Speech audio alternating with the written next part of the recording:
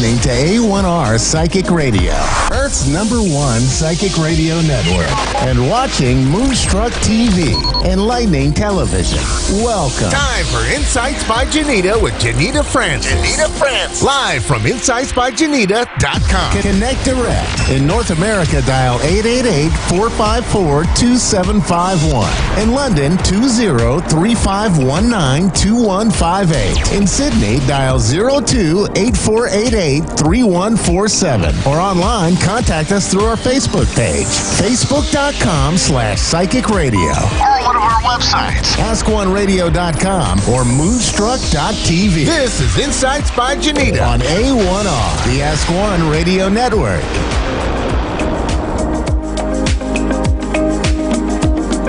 Hi everyone, and welcome to Insights by Janita Francis. I thought I'd try something different today. Instant regret.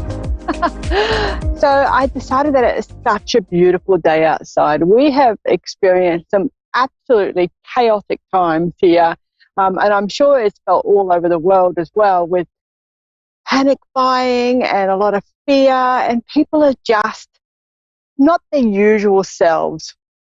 And I thought, you know what, I'm not going to be my usual self today. I'm just going to step outside and breathe in the sunshine and just enjoy life and try to socially distance myself from the chaos that's all around us at the moment. And right before I went live, one of my German Shepherds, our beloved babies, we have two, he decided that he was going to let the neighborhood know that we were all outside.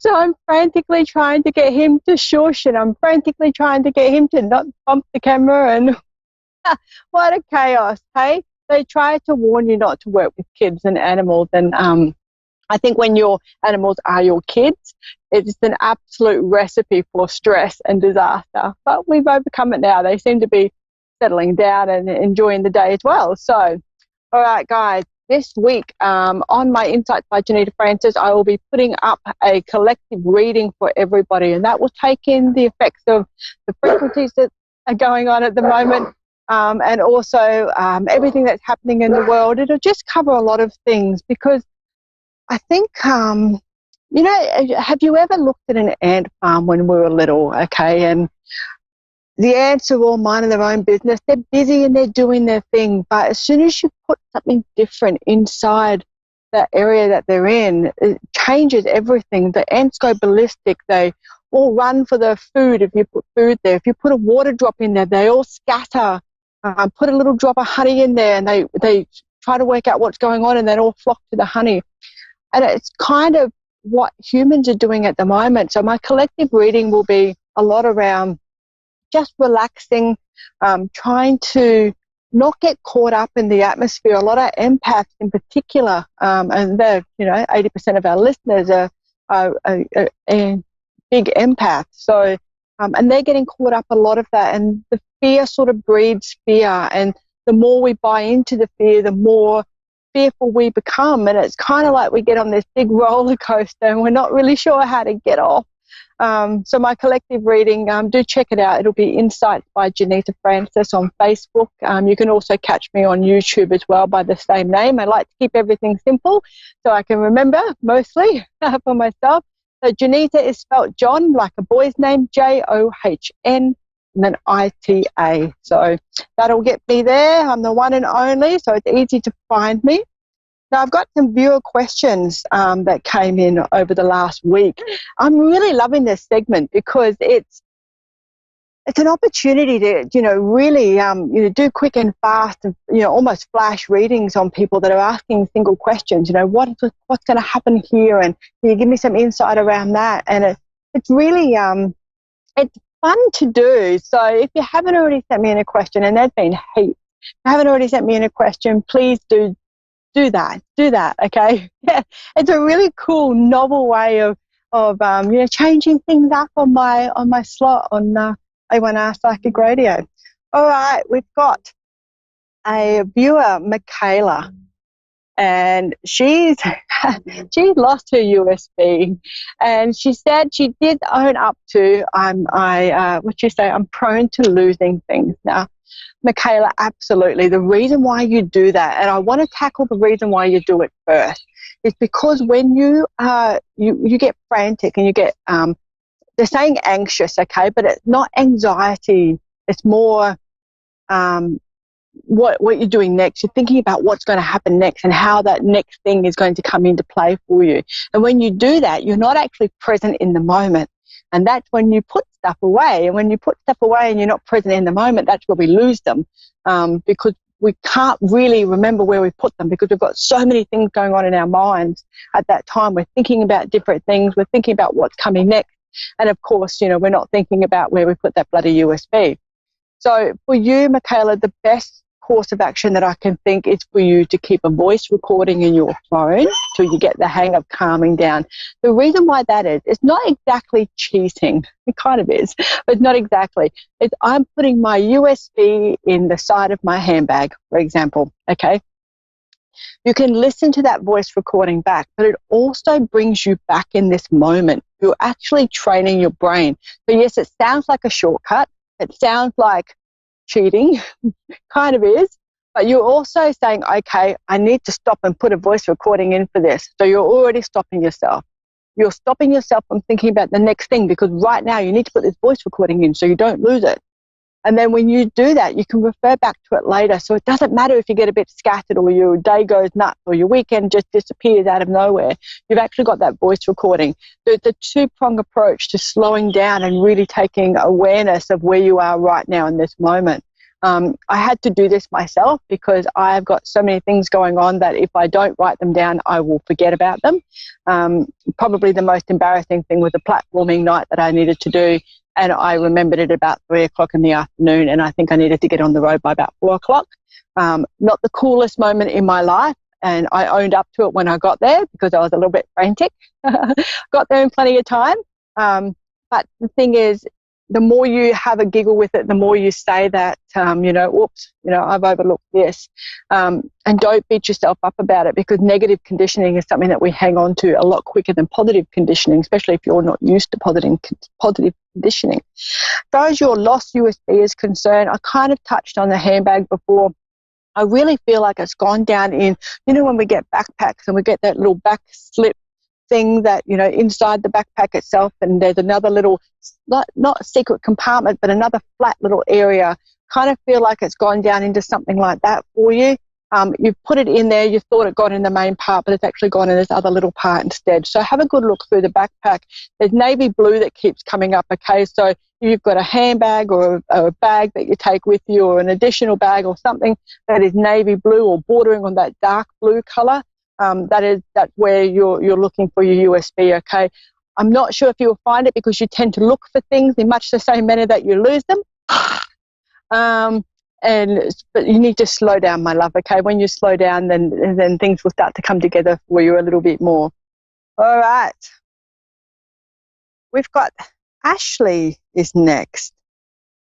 Now, Ashley is talking about relationships. Now,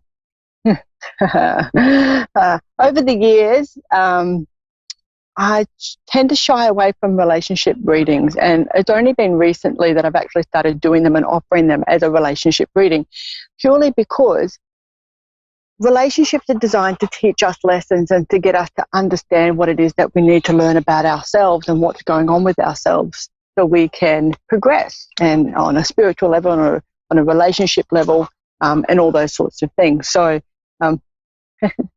so what this means is for you in particular, there's lessons to be learned here, and the lessons for you actually are around self-worth and how much of yourself that you put in relationships when they actually come your way. And you're somebody that really enjoys being in relationships. You give yourself 100% over to your partner, and they're all admirable traits. However, if you've got a partner that is not 100% putting him or herself into the relationship as well, or they're not present, and they're not, it's not a fair and equitable transaction between yourselves, then that tends to be where resentment builds up or insecurities build and those sorts of things. So what I would say to you in particular, Ashley, is that if someone is not giving you what you're worth in your time and not giving you the value that you are, then that person's probably not worth your time at all. So you want to know about reigniting flames. I think, and this goes for everyone, not just Ashley, I think in relationships, there must come a time when we love ourselves unconditionally. And I really feel that that's what an unconditional love is being able to be okay with putting our boundaries in place, being able to say, I love you, you're a lovely person, but this is not working for me. I need these sorts of things in a relationship. And I think that that's where you are in this particular relationship as well. And that is that, you just want to, he's a nice person. You want to be able to reignite that flame. You want to be able to keep this person close to you. But as I think in relationships, when a man pursues you, you know that a man is pursuing you and he is serious. If a man pulls back and he's not pursuing you, he's not really interested. And men don't really know how to have those conversations around it's time to break up. So generally fights come out, disagreements, it gets messy, it gets horrible, and that's how relationships end. So I'm not having a crack at men, but we all know that, we're the talkers. The females are on a grand scale of the way, we're the talkers. We articulate what's going on. We talk about our feelings. We talk about what's going on in our minds. And the boys, we might pour our hearts out to our partners and they go, yeah, okay. And you think, are you serious? I've just given you 20 minutes of my life telling you all my issues. And you go, yeah, okay. So, but that's boys. It doesn't mean, that's just the way they are. So they're not going to sit there necessarily and have those big articulate conversations around how they feel and why the relationship's not working for them. So they tend to go into two modes most of the time. And one is pull away completely and ignore you. And sooner or later you'll get the idea and just leave them alone. Or you talk to your friends and your friends will say he's not worth it, just leave him alone. Or the other mode is that that arguments start and the discomfort starts, and neither way is the right way, neither way is the wrong way. We just have to respect the idea that the sexes and the genders are very, very different. So I think in your case, reigniting the flame is not long-term beneficial to you, okay? You're not an option. You're a really beautiful, perfect, whole person within your own right. You shouldn't really have to rely on someone else to give you your worth, if that makes sense, okay? So I think for you in this relationship, if he wants to be friends and boundaries can be accepted and respected around that relationship, that friendship, so that means that you're both comfortable with what's going on, you're not being led on, there's no beneficial arrangement that doesn't suit both of you transparently and honestly, then I think let sleeping dogs lie and certainly allow the next person to come into your life. There's a man coming that's kind of in your energy space at the moment. He's got a sandy, mousy, sort of blonde colour hair, like a light brown, mousy sort of colour, like a field mouse. Of course, sorry to call him a field mouse. But he's a lot different, okay? This guy's a little bit different than what you've dated in the past. So hard to move forward. And heal properly if you're still hanging on to the past. So I would highly recommend that you just have a little think about where you want to be in your relationships and what you're actually truly needing from a relationship, and then go after that and don't settle for anything else. Certainly don't settle for someone that can't give you the time of the day, because you're very much worth it. Okay, and we've got a lady, I will assume is a lady, initials of US, so Umbrella Sierra. And, yep, okay, we've got a lady. She wants to know about her son's future partner. And is she a good fit for the family? Okay, this is interesting because I'm not actually picking up a partnership yet in this relationship, okay? So I'm assuming that this person hasn't come into his life as yet, or if it has, it hasn't concreted as a relationship. The interesting thing about this is there seems to be a culture, a mindset or a culture thing that's kind of worrying about and providing this worry about what's going to go on in this relationship and if it's going to be a good fit, if there's going to be an understanding. Is she just going to fit, or is she going to buck the system? The last thing we want is a bucking of the system, do we? Look, I think, and probably this is a shout out for all parents too, is there comes a point where we need to step back and allow our kids to learn and to grow. And sometimes some of us learn by mistakes. If you can't see me because you're on the radio, I'm pointing at myself. We learn by those hard lessons and those challenges. And and it's okay, that's our path. It's not wrong. And I know that, I'm a parent as well, and I know that we want to protect our kids and make sure that they have great choices, but we also have to have a little bit of faith in our ability to parent them and put the right moral values and the right ethics. And if there's religion or culture involved, then, and all those sorts of things as well. So there comes a time where we just need to step back and allow them to do what they need to do. And there's no doubt that there will be, you're going to throw a new family dynamic into any family. So, when you're marrying your culture and religion and history and family generations, and you're bringing all of that, like it or not, kind of into your new family, worked on both sides. So the interesting thing here is about acceptance and understanding that not everyone's going to be the same and not everyone's going to have the same views on things. And, I think with respect to your son, US, is, I think he'll choose well. He will. He's got a really kind, gentle heart. He gets a bit fired up about a few things every now and then. But, overall, you've done a fantastic job on him. So,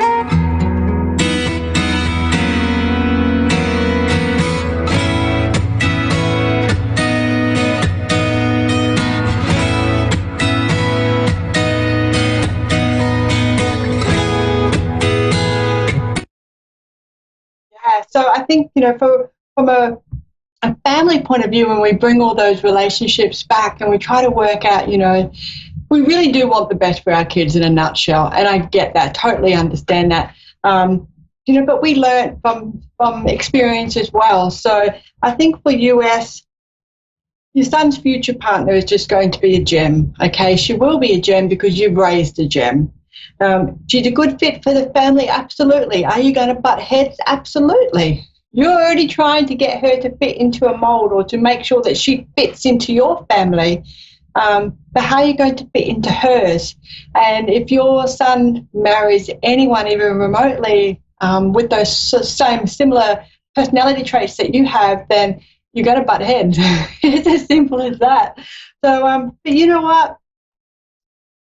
You got to look at you got to take all the goodness and the happiness, and the way this lady is going to make your son feel will just be magical. So you can't really ask for much more than that, can you? So, yeah. All right. And we got one final little question which came in quite late. And it was around the coronavirus in particular. And I want to do a collective reading, as I explained, about coronavirus and the fear, more so the fear and where people are at with their mindset. And the question was relating to, like, if this is bad, is it as bad as everyone makes it out to be? And I thought, you know what? It's a very quick spreading flu, okay? It's this very quick spreading cold. Influenza in Australia actually kills more people than anything else, really, as far as a cold and flu is concerned. The statistics are just ridiculous here for that. It's always our elderly, it's always the young people, it's always the immune vulnerable people that really suffer during our flu and cold season. So every other year we don't panic buy. Every other year we treat our mates well. Every other year we stir up the boys and tell them they've got man flu. And every other year, all of us women just keep going until we're almost collapsed from the flu. And I think that we kind of need to have a similar sort of mindset now. If you're unwell, take time off work if you can, or try to minimize how much exposure you have to other people. If you know someone that's unwell, or you know that you're feeling a little bit under weather, stay away from as many other people as you can. The level of mateship should be alive now more than ever before, because we actually need our mates to help us keep our sane heads about us and to keep us laughing and giggling and enjoying life, even, it looks a bit bleak at the moment. So, my response to this person that was asking about the coronavirus, look, I personally think that it's the right precaution. We keep very stable within ourselves. We understand what's going on for ourselves. We look after our families. We make sure our neighbours are safe. We make sure our friends are safe and our extended family is safe. We remind people if they're starting to feel a little bit under the weather to just maybe not go and do that function, or, drop the kids off at school, or whatever they're doing. Just be mindful that our health is first and foremost. And I think as a globe, not just as a country, we will get through this. So the panic buying is just insane. I've seen so much violence, with the panic buying. It's just not necessary. Someone's going to get seriously hurt.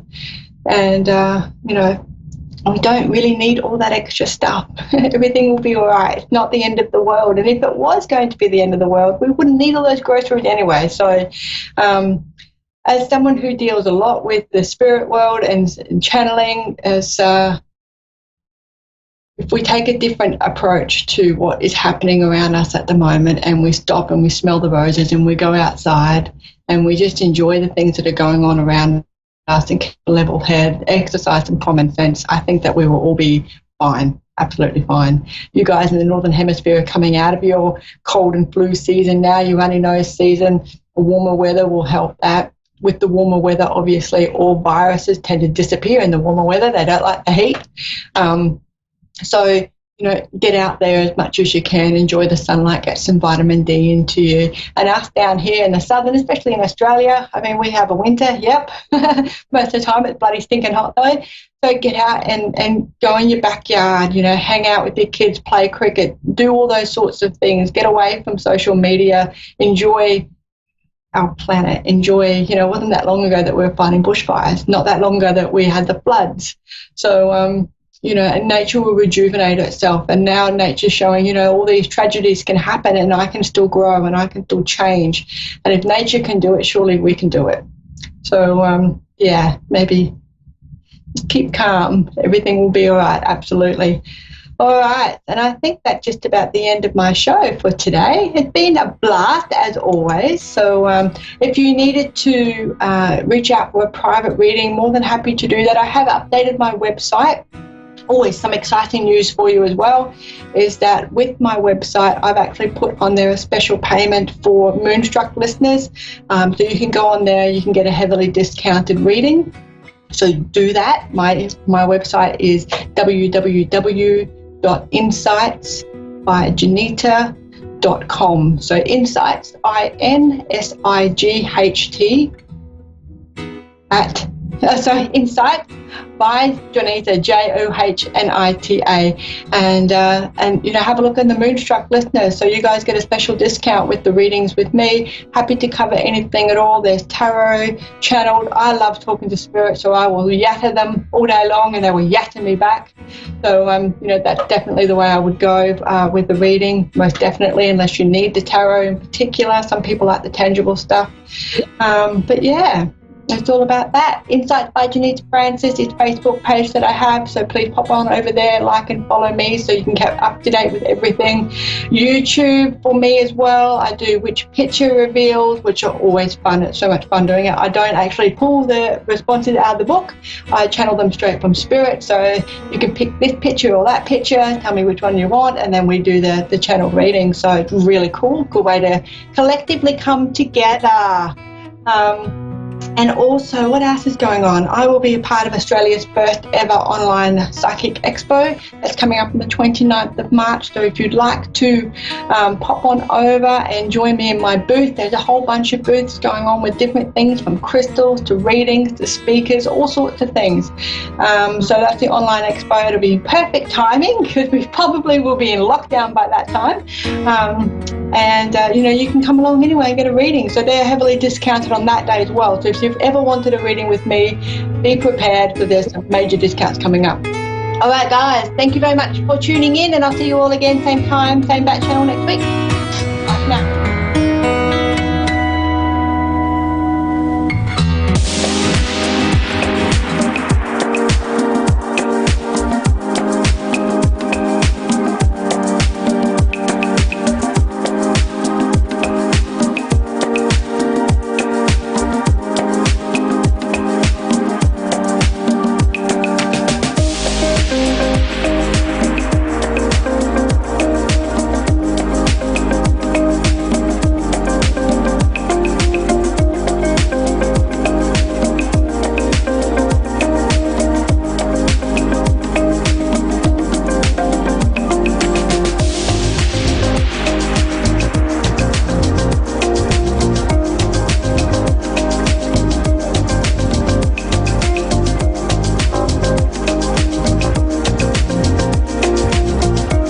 Listening to A1R Psychic Radio, Earth's #1 psychic radio network, and watching Moonstruck TV, Enlightening Television. Welcome. Time for your time to shine with Julie Yeager-Walker. Julie Yeager-Walker. Live from wingsofsoulswithjulie.com. Connect direct. In North America, dial 888-454-2751. In London, 20-3519-2158. In Sydney, dial 02-8488-3147. Or online, contact us through our Facebook page, facebook.com/psychic radio. Or one of our websites, askoneradio.com or moonstruck.tv. This is your time to shine on A1R, the Ask One Radio Network. Good evening, everyone, and welcome to Your Time to Shine, a radio show designed to help you explore your own divine gifts. How are you this evening?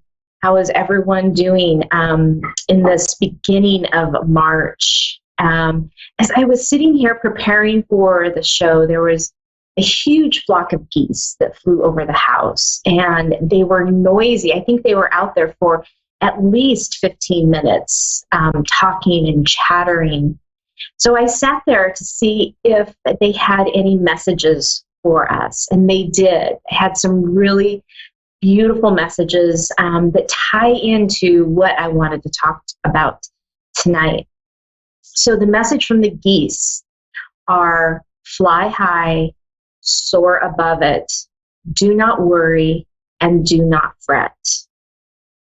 So I think it's a perfect segue in tonight's topic, which I wanted to just touch on, all of the craziness and the worry and the fret over the coronavirus and how it is affecting each and every person, not just here in the U.S., but all over the world. And all over the world, people are changing their lifestyles.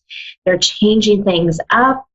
And a lot of it is fear-based and worry.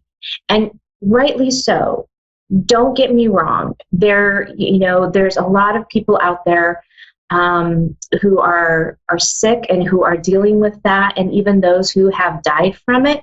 And I am so much in compassion of that. And my heart goes out to those who are dealing with it, who have dealt with it. And yes, we do need to be in awareness of what's going on. But I do think that a lot of this is being, played upon by our fears. And if I'm sure you've all heard or seen the toilet paper video. My husband brought it to my attention a few days ago, maybe a week ago now, and it is, I'm not even sure where it was, but it is a large store that carries bulk items, and you can see people being frenzied over buying boxes and boxes of toilet paper. And even this weekend, I was talking with someone, and they happened to be in a large store here in the Portland area, Costco, which is also a store that you buy bulk. And someone came in and asked the checker if they had any toilet paper in, which the checker replied, yes, we have some in, we just got some in. And this individual literally started running through the store to get to the toilet paper. I mean, there's this urgency that's all fear-based, fear of becoming sick, fear of our loved ones becoming sick and possibly even dying from all of this. And so the fear is real. However, if you can take that and you can shift it up, and if you can find it in your hearts to find the love and the compassion, and let that take over.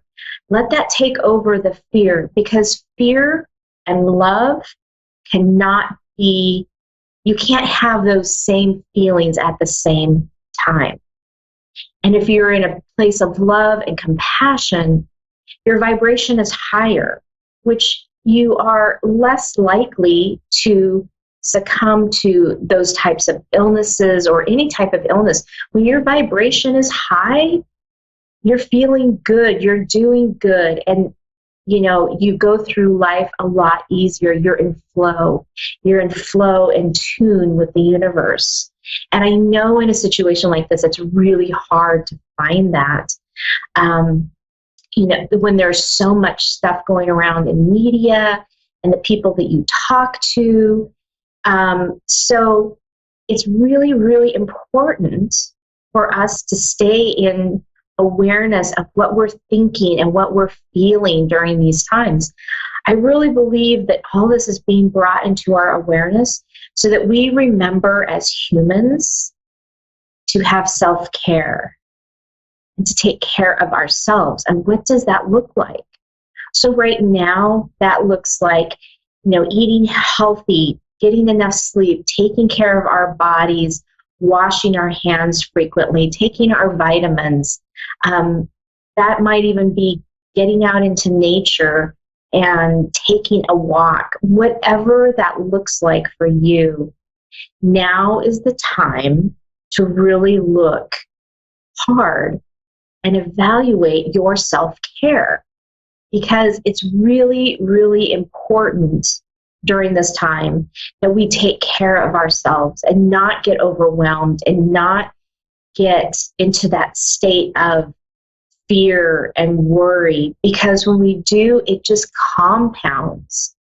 You know, my husband laughs at me and says, well, that I'm uninformed because I don't watch the news. You know, I'm not glued to the TV watching news all the time. As an empath, I can't do that. If I'm in a state of even a little bit of, you know, maybe having a bad day, you know, things aren't going quite right, you know, the energy and everything behind the news, you know, everything that goes on, the drama, the trauma, it's really overwhelming and too much to take. So when we get into that state, we have to step back away from it. We have to step away from, you know, consuming ourselves in that, you know, that feeling of overwhelm, and you have to step away from that situation. And that's what I have to do. I physically have to step away from that situation. I can easily get back into it and get, you know, aligned with whatever is going on in the world, but I don't need to be entrenched in it. So even that is self-care, right? Taking a step back from the media and what's going on in the world to focus in on you and your family and what is really important. So during this time, it's going to be a struggle. You're going to hear it more and more and more in the news. Whenever you can, step back, take a breath, and be in the moment of gratitude and thankfulness that you have your health and that you're doing well, and shine your love and compassion out there for those who might need it at the time. And as you do that, you raise your vibration, you raise your emotional body, and you start feeling a lot better. So take some time, take a little break, and try to stay out of that fear base, because it's not helping you as an individual, as a person, and it's definitely not going to be helping your family. Be informed, but try to stay in the love and compassionate side rather than the fear-based side.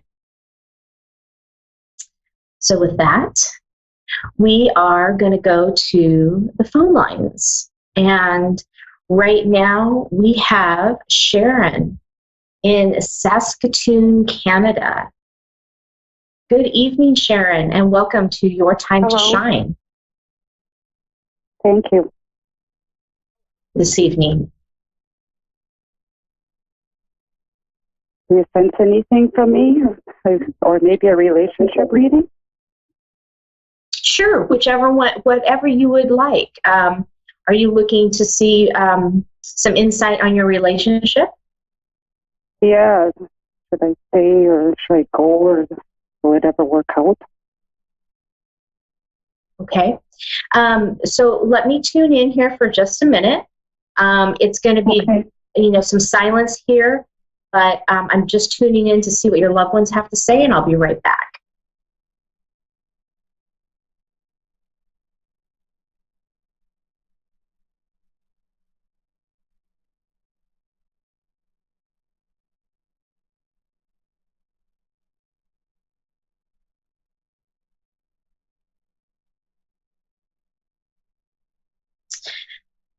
Okay, Sharon, so what they're showing me is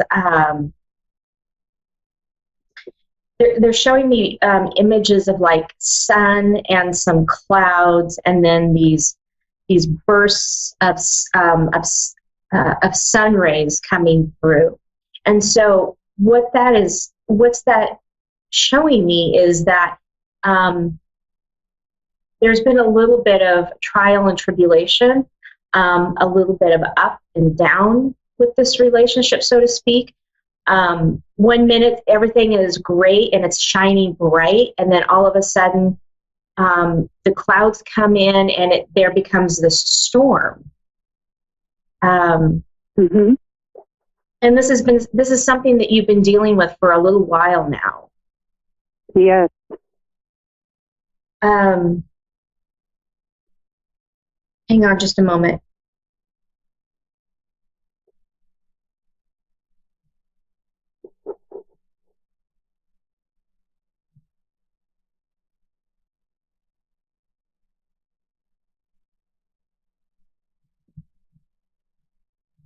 So they're showing me that it still may be a little bit rocky for a little while. And what this is doing is it's showing you, you guys seem to be on two different playing fields. And you haven't really quite matched up yet, right? Mm-hmm.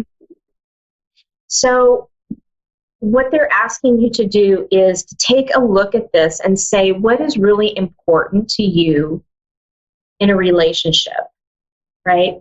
Just sit down and start writing things down that come to mind. Like something might be someone who makes me laugh, someone who can lift my spirits, somebody who, Yeah. You know what I'm getting at. Just start writing down some of these things, right?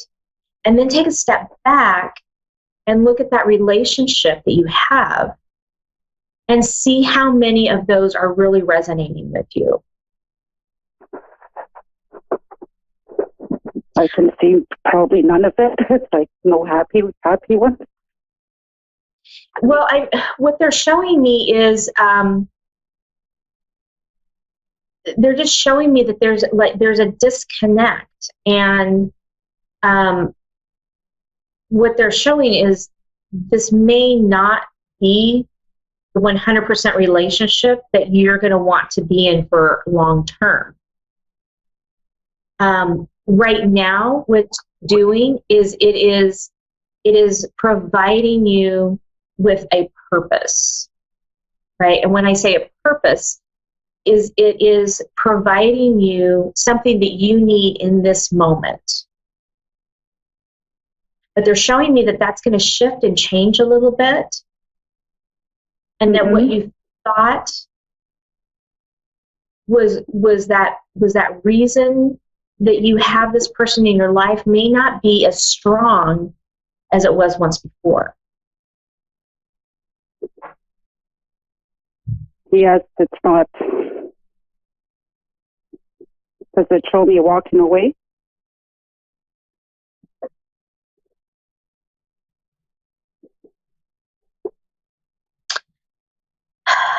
In this very moment, no, they're not showing me that you're walking away, but they're showing me that things could shift and change depending on how you feel. Mm-hmm. This person isn't going anywhere. This person is going to be hanging around for a while. Okay? So if something happens to cause you to not continue on with this person, it's going to be because you have chosen this. It's not because they have chosen. Mm-hmm. And what it's showing you, what your guides are asking you to do is stand up and look at the relationship and look at what you want out of your life, because what you're seeing right now is not going to change. And if you're okay with that, then perfect. But if you're not okay with that, then you need to be the one to make a change, as hard as that may be. I've been thinking about that change a lot. Yeah. I don't feel like it's going anywhere. Yeah. It It's been a year since I came back, and there's no change. Yeah, it feels very flat. It is. It's like you're growing and shifting and changing, but this person isn't. And that's not a bad thing. I'm not trying to say that this person is a bad person or whatever. They're on their own path, but it's a different path than what you're on. Yeah. And as time goes on, that's going to become more and more and more clear to you. Okay. All makes sense. Okay, good. Thank you. You are very For the read. welcome. Okay, have a good night. Thank you. You too.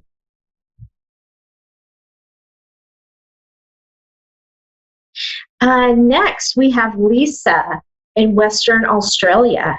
Good evening, Lisa. Hello. Hi, Hello. How are you?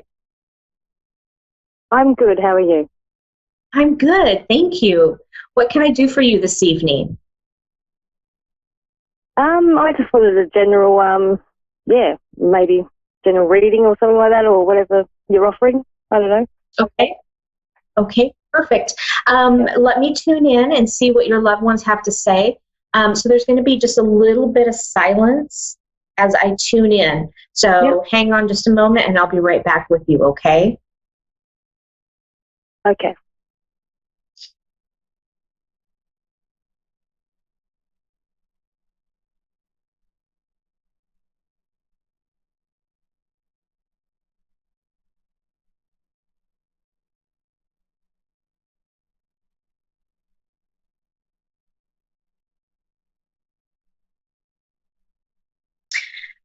So Lisa, what I'm being shown right now is I immediately saw this huge ocean wave, and you're sitting on top of it.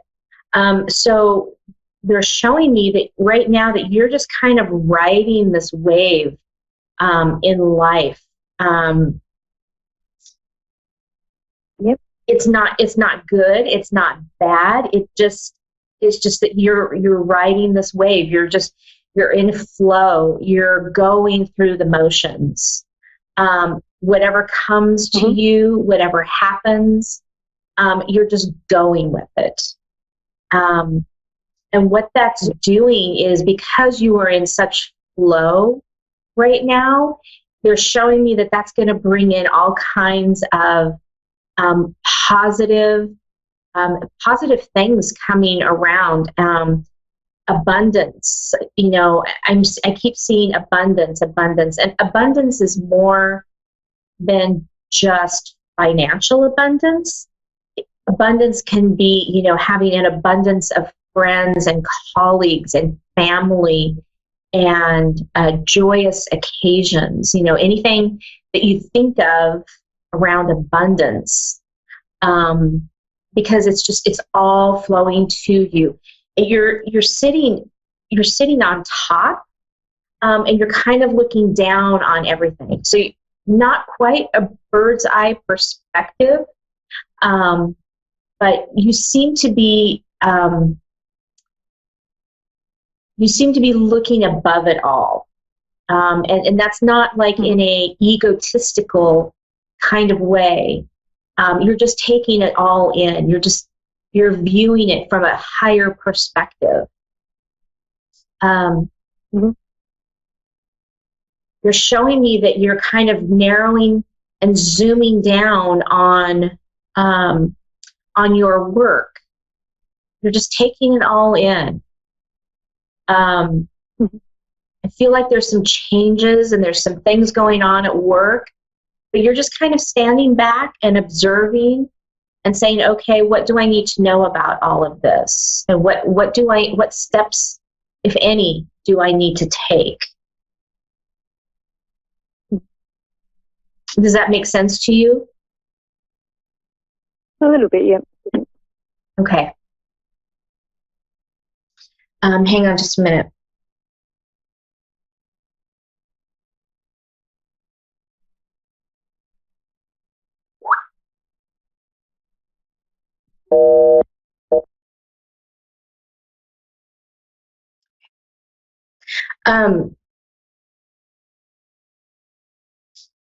Lisa, one of the other things that I'm getting is I'm getting that you really like to be out in nature. I'm seeing a lot of flowers.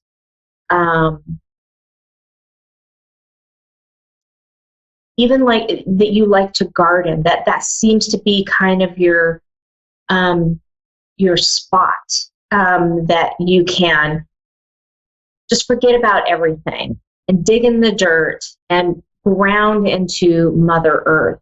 And so this is something that you want to continue in your life, because when you do that, you become this expanded, energetic being. Just where that flow that I was talking about earlier, where that flow just comes in, and you just start receiving. You start receiving joy. You start receiving love. You start receiving energetic information during this time. You are very much an empath, and you can feel the energy. You can feel the energy around you. Yep.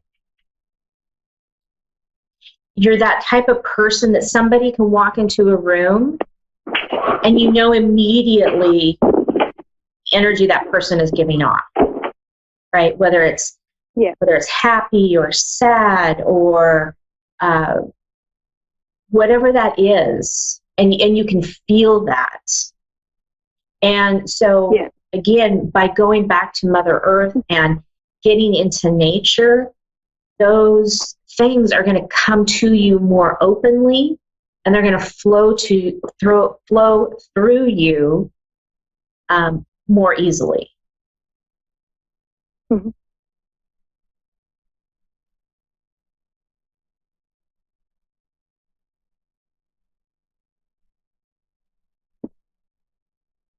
Yep. Have you, I'm just getting, have you done any kind of healing, energetic healing or Reiki or anything like that? Have you dabbled in any of that?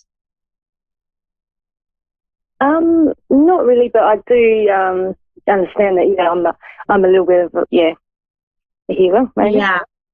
Yeah. Right, because I'm really picking up on that you are, that you're a healer.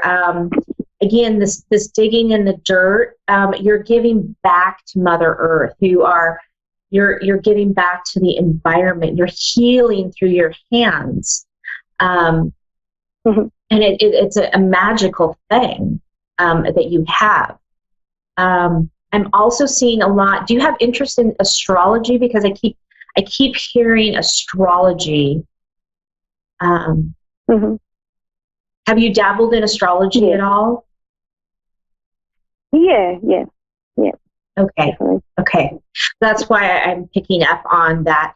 There's a big sense of astrology, and like there's this pull for you to get into that a little bit more.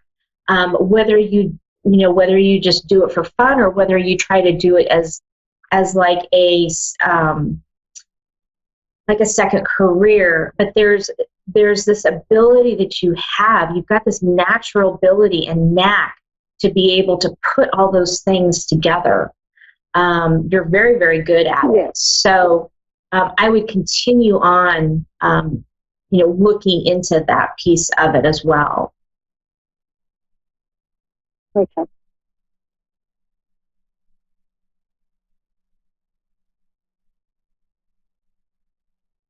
You just have a real beauty and a real magic to you. I just have to say, I really like your energy. It's just very soft and very flowing and very genuine. You probably get a lot of people coming up to you and telling you that you're their life story. Yeah. Yeah. Yeah. It's that healing, again, it's that healing nature about you. It's that empathic nature about you, that compassion. they don't know why that they are drawn to you, but they are very much drawn to you. You have a very bright light. You attract all these very special people, people who need help, people who need compassion. And there you are. You're giving it, you're emitting it without even really thinking about it. So it is just a really beautiful thing.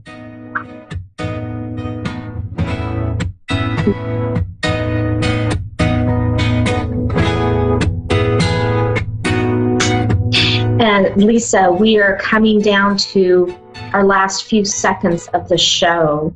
So I want to say thank you so much for calling in and giving me the opportunity to give you a reading.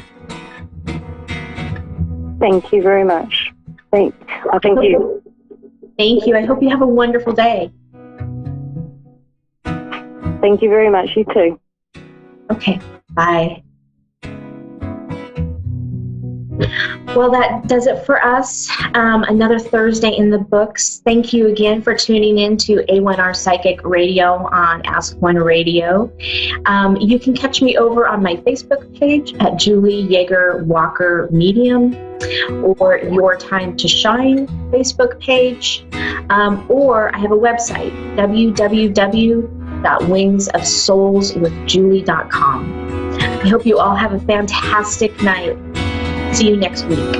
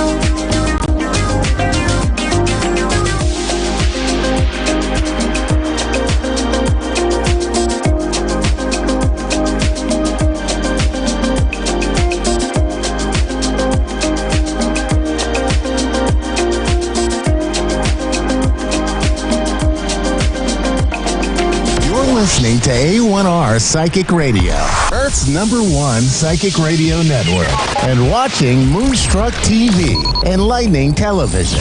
Welcome. Time for New York City Celebrity Psychic with Perry Lyons. Perry Lyons. Live from PerryLyonsBrilliance.wixsite.com/Perry Lyons. Connect direct. In North America, dial 888-454-2751. In London, 20-3519-2158. In Sydney, dial 02-8488-3147. Or online, contact us through our Facebook page, facebook.com/psychic radio. Or one of our websites, askoneradio.com or moonstruck.tv. This is New York City Celebrity Psychic on A1R, the Ask One Radio Network.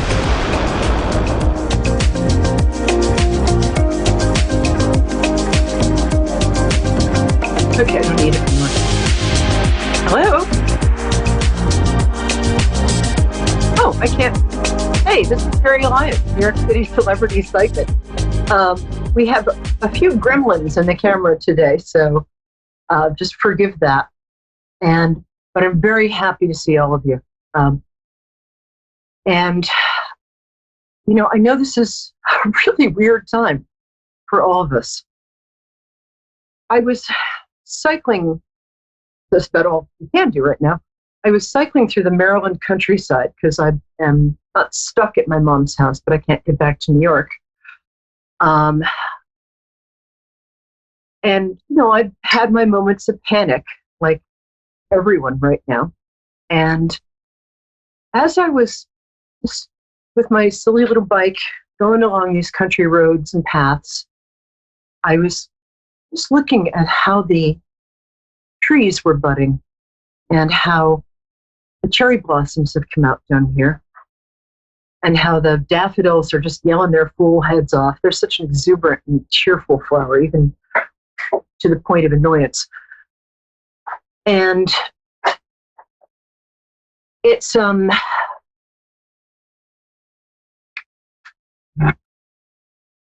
sorry, somebody just handed me a message. Totally distracting. Thank you. And I was just thinking about how getting out into nature and just being in the moment is such a huge help right now because it's spring, and spring delivers an eternal message of renewal and hope, and that winter is always followed by spring. And we're in kind of an emotional and global, feels like winter right now. But that ride reminded me of what Martin Luther King once said, that the arc of history is towards healing. I'm also a business psychic, and I've been talking to friends about, and clients, mostly clients, about how to reposition their businesses in this moment. There are huge opportunities here, ways in which you can both serve and reassure and make money, and in a good way.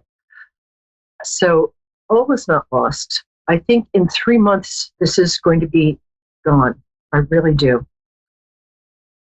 But in the meantime, I'm going to ask everybody, please, social distance, which is 6 months, 6 feet between people. Don't hug or kiss anybody outside your immediate circle. Wash your hands while singing happy birthday twice for that long.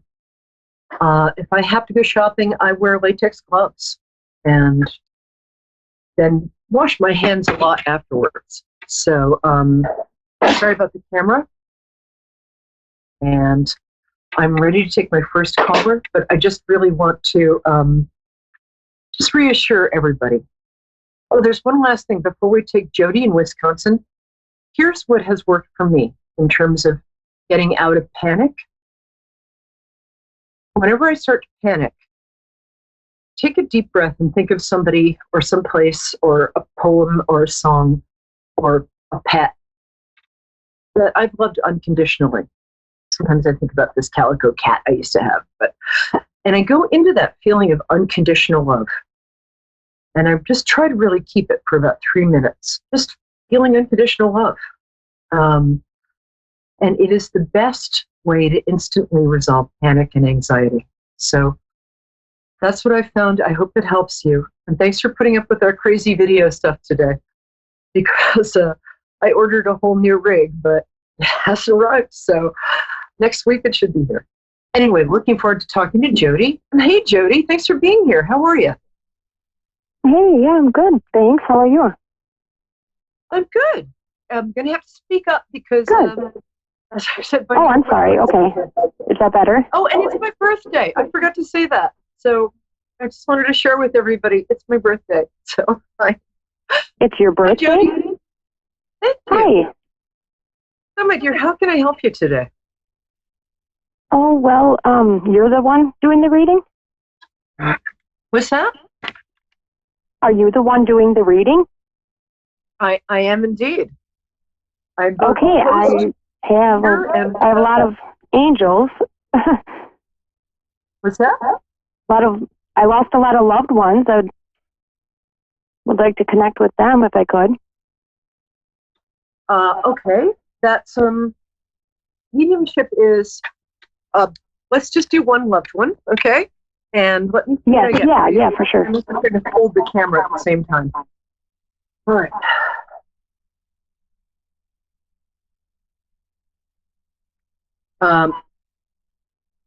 Okay, hold on. Well, there's a couple I'm going to skip over because it's too sad for entertainment. I don't think it's personal. Oh, okay. So what I was it Ryan? Oh, I'm sorry. Yeah. Oh, thank you. No, that's okay. Sorry, I'm just fixing this over there.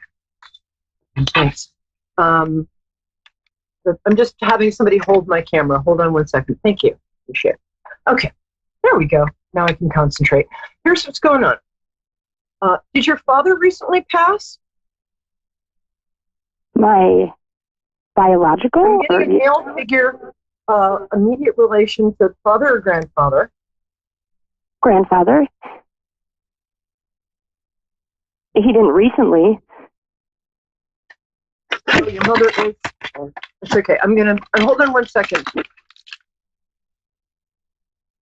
All right. Thank you. Let me just stabilize this. Sorry about that. Okay. Okay. I am getting, okay, before we do your mother, because that's a very intense thing, there is a male figure around you right now who is, this one's not your father or grandfather. This is he might be a nephew or a cousin of some kind. He's a relation, but he's not, and he's in his late 20s. He's very mischievous. Is this anybody who you recognize? No, I don't. Okay. Well, then let me see if I can get your mother. Tell me her first name.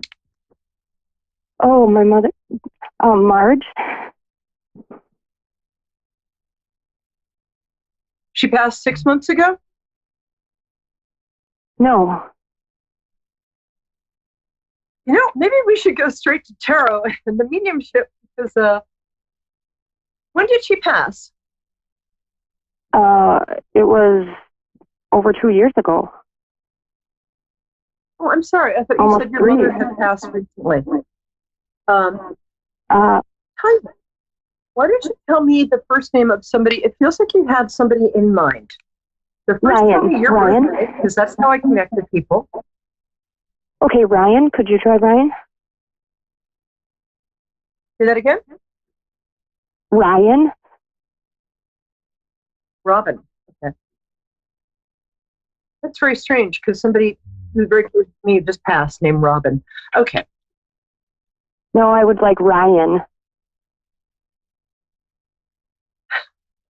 All right, let's try this one more time. Ladies and gentlemen, the world isn't coming to an end, but the show is definitely having its carts fall. The wheels fall off the cart right now.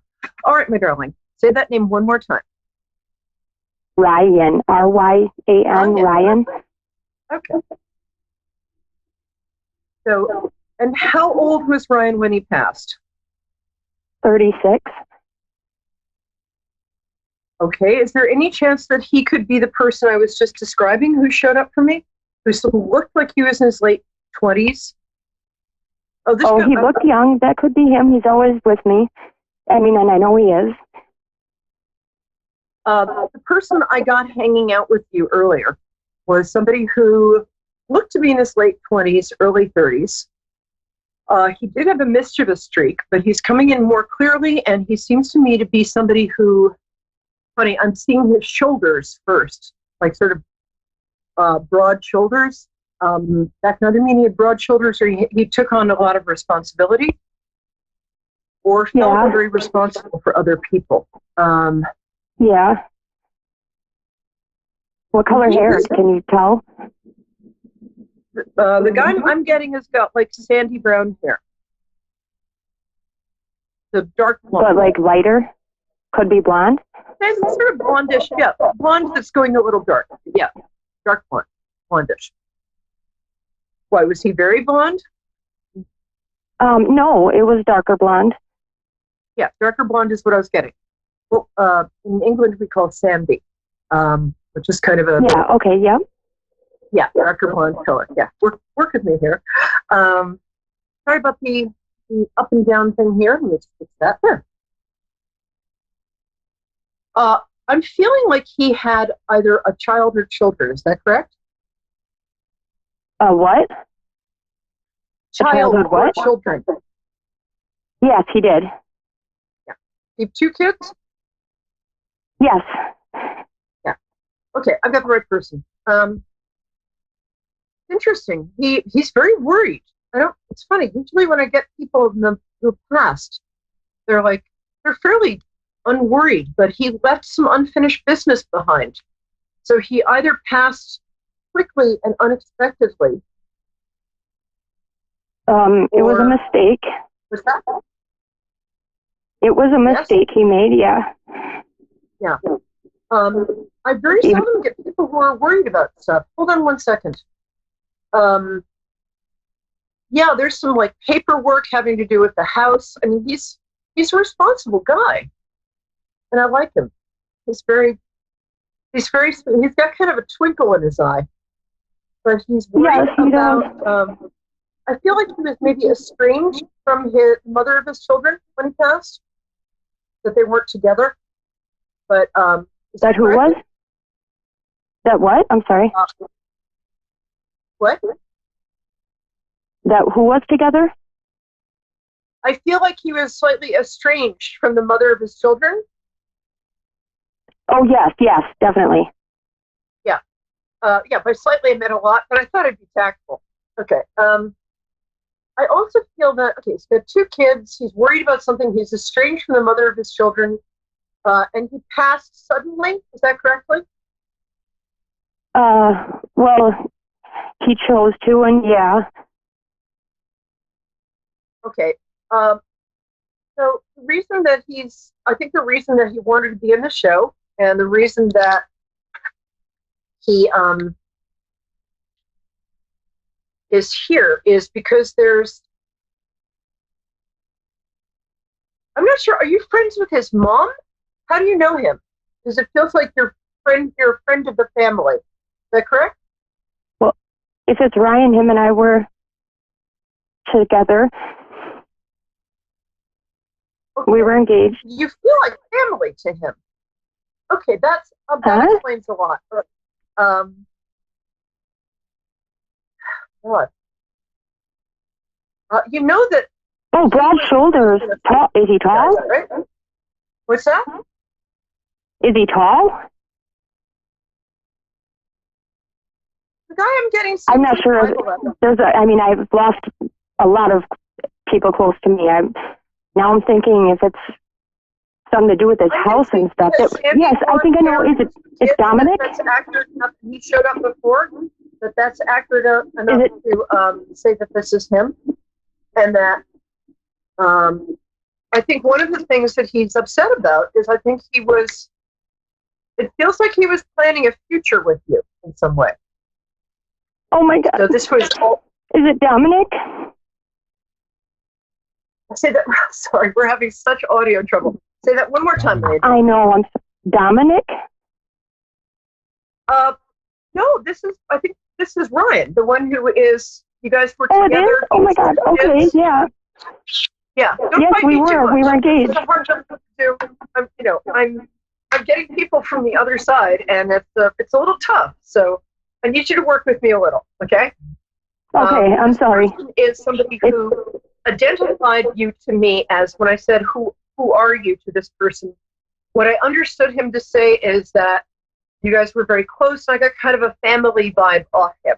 Now, family vibe can mean Yes. that he wanted you to be part of his family, and that's what I'm feeling, that he was... I was his family. We were family, yes. We were engaged. Yeah, okay. That's what I was saying before, that I feel like he was planning to marry you. And that's Yes. one of the things he's upset about, because he didn't like breaking promises. He really didn't. He's a responsible guy. Good man. I like him. I'm very, very sorry for your loss. That's a really terrible loss, because... Is he mad at me? What? Is he mad at me? Should I have done something different? No, God, no. Oh, no, that's the last thing. Please, dear. No, absolutely. No, he's not mad at you at all. He's a little worried about you. He is going to send you somebody in about a year for you to move on with, because he doesn't want you to stay stuck mourning him. But he does want you to know he was very, when he said he was worried, one of the things he was worried about was that he felt like he'd accidentally abandoned you. No, he's not mad at you in the slightest. And you guys had some funny nicknames for each other. He had a nickname that was like Kitten, something to do with like he had a couple of cute animal nicknames for you. I mean, cute, not like marmoset or hedgehog, but like Kitten or kitty cat or something like that. You guys had a lot of very cute nicknames and a lot of very good times. And one thing he loved about you was that he could both have fun with you. You guys could have a really good time, great conversation, and all of that. But he could also talk about serious stuff and practical stuff with you. Does that make sense? Yeah. Did you guys go canoeing or do anything in the water? Boating? Swimming? Swimming. He's showing me a boat. I don't know why, but either he might have wanted to propose on a cruise, which not be a good idea right now, but he does. We've got about 1 minute left. So here's what he wants you to know. He really loved you. He was very serious. He's extremely sorry that for whatever reason he couldn't stick around and be with you. But he loved you, he wanted to be with you. Eventually he's going to send you somebody to move on with, because he doesn't want you mourning him forever. But those are good guy. I like his type, but he's sorry, and he doesn't want you to worry about anything. He just wants you to be okay. You and his kids, and his mom. But he wants you to be okay. He's not mad at you in the slightest. He just misses you. But he'll start in the next week. You might notice, because we made this connection, that he's moving stuff around in your apartment or your house. Excuse me. So let me know if that happens. It's fine. He's just trying to get your attention. We opened a pathway. Okay. All right, my love. Call back next week. Let me know what happened, okay? And and I'm so sorry that you had to go through this.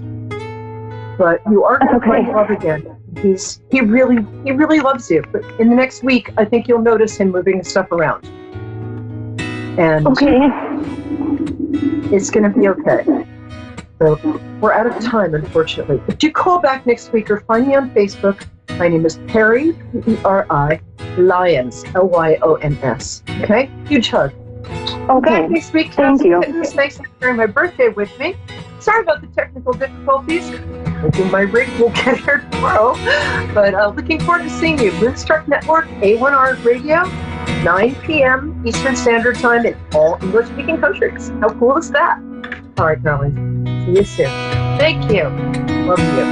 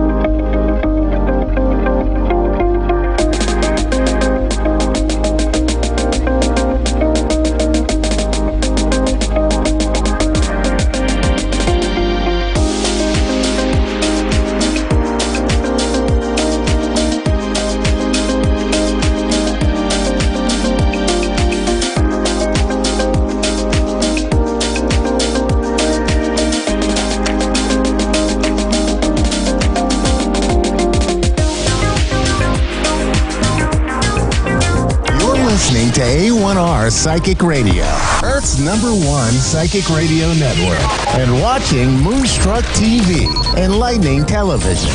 Welcome. Time for Divine Guidance with Angel Tuzigno. Live from CrystalClear101.com. Connect direct. In North America, dial 888-454-2751. In London, 20-3519-2158. In Sydney, dial 02-8488-3147.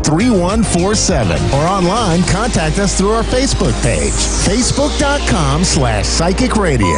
Or one of our websites, askoneradio.com or moonstruck.tv. This is Divine Guidance on A1R, the Ask One Radio Network. Hi, everyone. Welcome to Angel's Divine Guidance.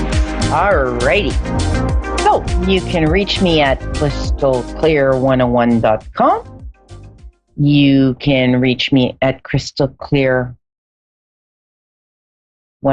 Holistic Healing and Products on Facebook.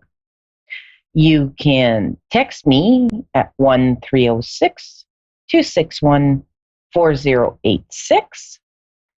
And the card for today that I was shuffling and jumped out at us is the devotion.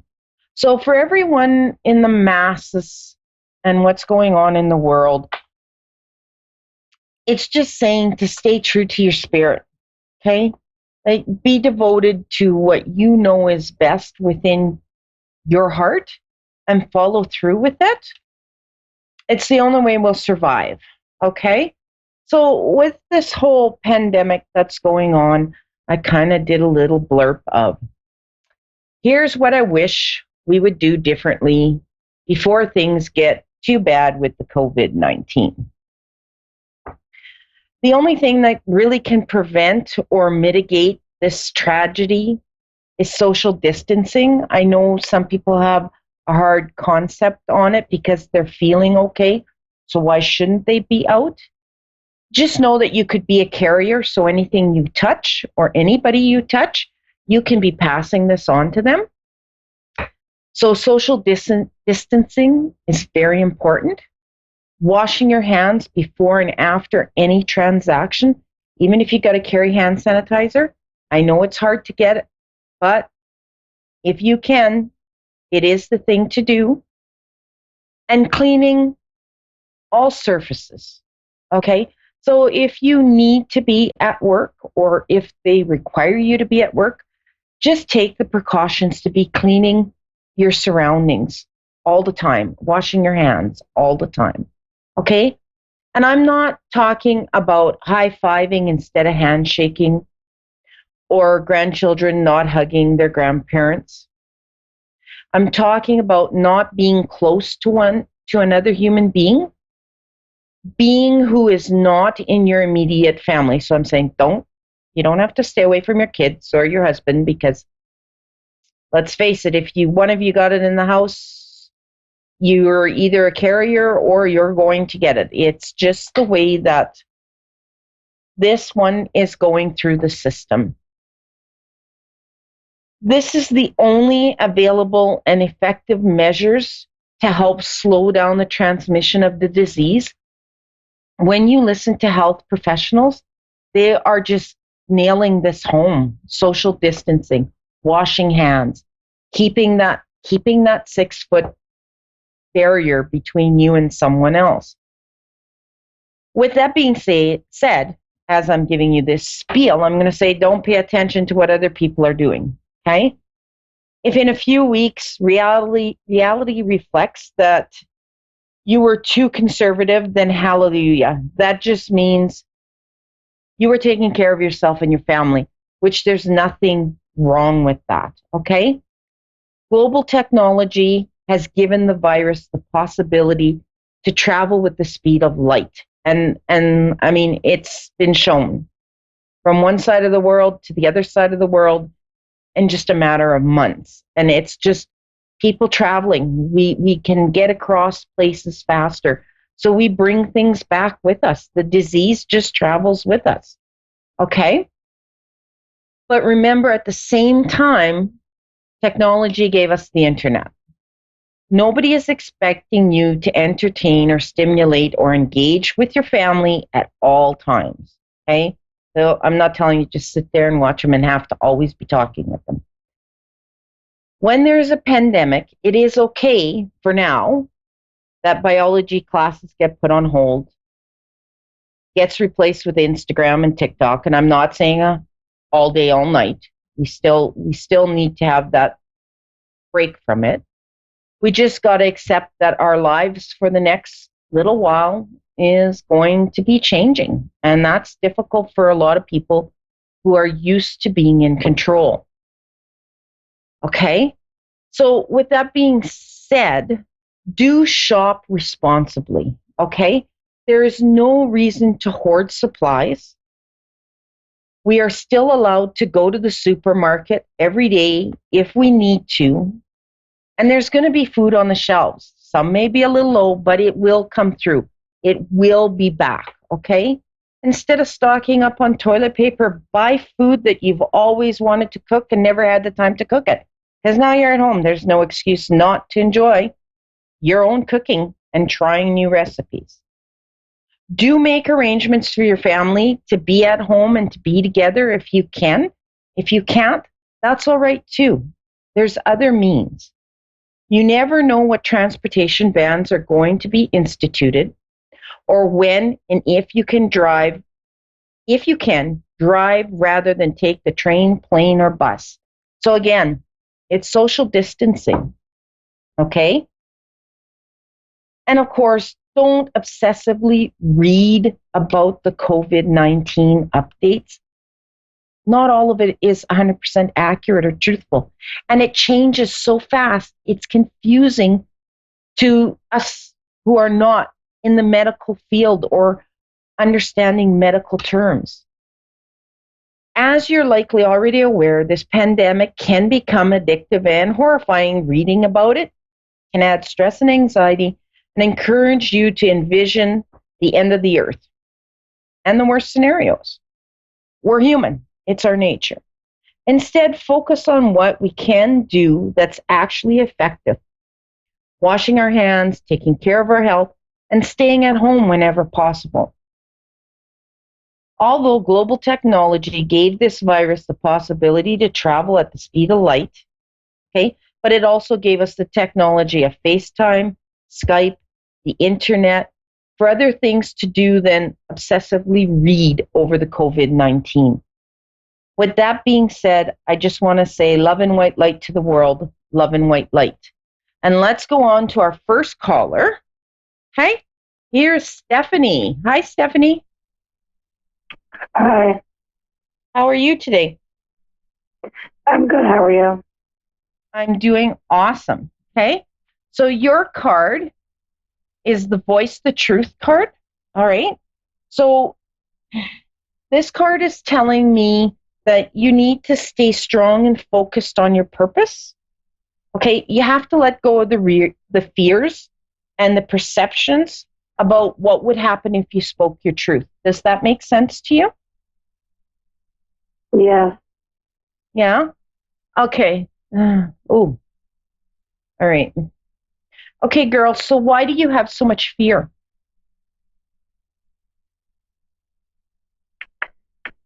I don't know. I haven't really thought about that. Yeah, well, I'm the good one to make you have to think about those things. Okay, so let's see, what are they giving? Okay, they just want you to just sort of step back and trust your gut and not be so fearful to take that next step. Does that make sense to you? Yeah. Because they're making me feel like you have an important decision or the next step in your life where you're either going to be ending something and starting something new, that you have a whole bunch of anxiety and fear around it.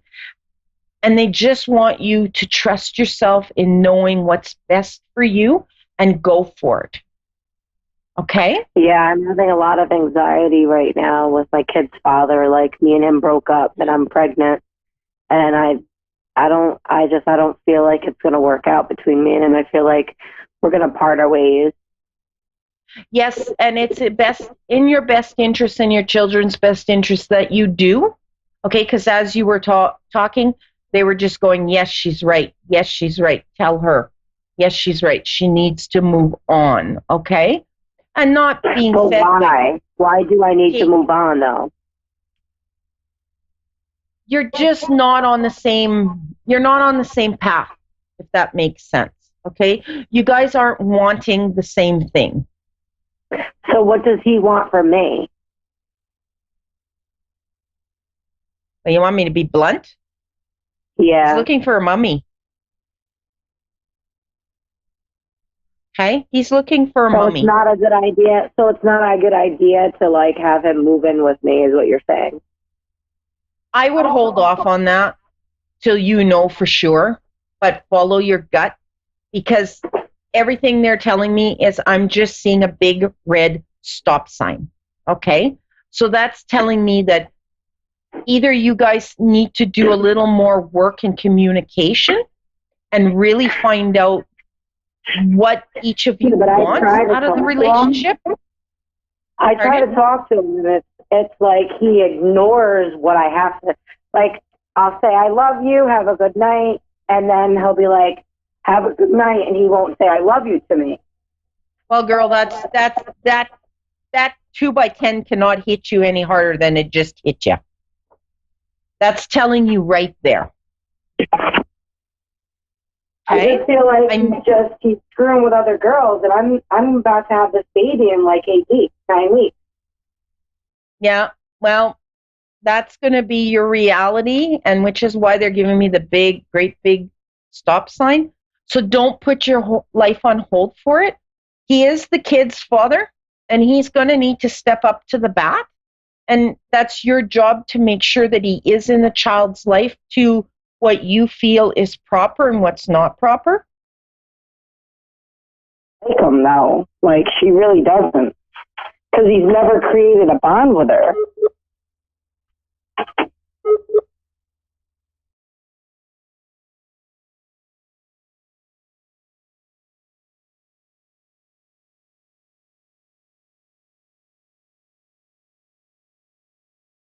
And he's going to be dressed prim and proper at all times, and he's going to treat you like a princess, and he is going to love your children like they're his own. Does that make sense? And who is this who are we indicating this? Who is this? This will be the new guy coming into your life that they're showing me is there for you. As soon as you close this door, you're opening up the door and making room for the proper guy to come into your life. I gotcha. I just feel like he's not loyal. I feel like he cheats on me all the time. Well, that is what you feel. I'm picking up on your energy. I'm not really into his energy. So I am going to pick up the same thing you are, because that's your fear. But if your gut is telling you, then don't second guess yourself. Okay? Am I going to have this baby early? Because I feel like I'm going to have this baby on June 10th. Is that approximately 2 weeks before the due date? Okay. I'm picking up approximately 2 weeks before due date. They're showing me the number 2. So it can be either 2 weeks, 2 days, 2 months. It's definitely not 2 years. But it's going to be in and around the ballpark. But they're showing me the number 2, but my gut is saying 2 weeks. So 2 weeks from now? He's going to be 2 weeks early. Oh, okay. 2 weeks. She's going to be 2 weeks early. Okay. Yeah. The baby will be 2 weeks. 2 weeks early. All right? And you have a grandma on the other side? I have a grandmother on my mom's side and my dad's side, but my grandmother died on my mom's side, but my dad's mother's alive. Okay, so your mom's mom, so your grandma on your mom's side, she is with you at all times. Okay, she is the one who's giving you the little nudges, and she is the one who brought you this baby. Wow. Okay? Yeah.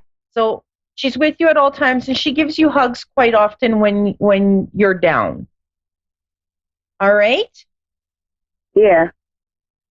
Okay, Well, so you have... Am I going to be successful this year? Yes, in anything that you put your heart into, girl, you're always successful. You just have to learn to trust yourself. Okay? Okay. All right. You have a great evening and a great weekend. And we are going to go on to caller number 2, Kayla. Hi. Hello. How are you?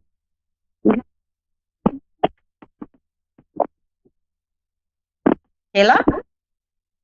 Can you hear me? And how are you? Oh, I'm good. How are you? I'm doing good. Okay. And your card is the Transcendence card. Okay. So that card is telling me it's time for you to rise up. It's time for you to step into who you truly are. And you are a very gifted person. Does that make sense to you? Yes, ma'am. Okay. So why are you scared to step into your power? I'm not really sure if I think I know what you're talking about. I don't know, just kind of scared into doing that, I guess. Okay, you are very gifted. All right, you've been blessed with the gift, like all of us on earth. But like some of us, you are. How would I say? You're there. It doesn't take much for you to have to practice to tap into your gifts and your knowledge. You just have to relinquish the fear and trust your gut. Okay? Because, yes, ma'am. girl, you're really good at manifesting everything that you want. When you say you're doing something, you're doing it and you get it. You create it. That's all part of your gift. That's all part of what we call the knowing. Okay? So you just know and you just trust that this is what you want and it's going to happen. Does that make sense? Yes, ma'am. Okay. So is there anything in particular you want me to touch on today? I was wondering I don't know if you can, if there's any way you can try to my grandmother died a few years ago. I didn't know if that's something that you are able to do, like to contact her somehow or something. Okay, just before she passed, did she have trouble with mobility? Did she have trouble walking? Like, did she need a walker to get around? Ma'am. And did she need help getting in and out of bed? Yes, ma'am.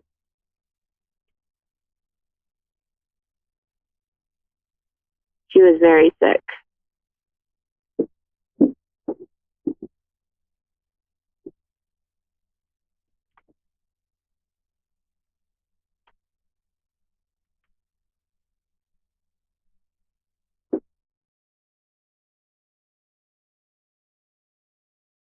Hello? Hello? Oh. Hello? Kind of lost everything. You back? Yeah, I'm back now. I don't know what happened. Okay. So, did she have trouble with mobility, getting around, needing help getting in and out of bed towards the end? Yes, ma'am. She was very, very sick towards the end. Okay. Did she have heart problems? Yes, ma'am. Okay. I'm just asking her for stuff that only you would know, that I would not know, so that we can verify that I'm truly connected with her. Okay, what does the color blue mean to you? She's showing me the color blue. That was her favorite color. Okay. Well, we can't get any more connected than that, right? Okay. So she does come to you and you do see her. Why are you scared of her? I guess when I was a little girl, when her husband died, I saw him after he passed away, and it kind of scared me. So now I guess I'm kind of scared seeing her because she's not truly here, you know what I mean? And I guess that's why. I hope you'll be watching the replay, because I kind of snuck a card up as you were talking that jumped out of the deck, and it's the open communication. Okay, so Grandma wants you to communicate to her. You are seeing her. There's nothing to be scared of. You are not crazy. She wants to communicate to you directly. So she wants you to open up that communication. So I want you to start a journal, a picture journal.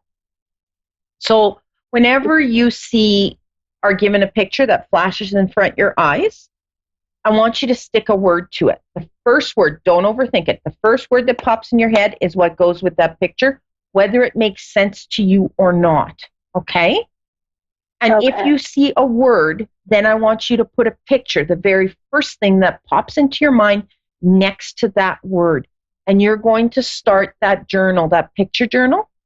And Grandma's good until you're connected that you can hear her.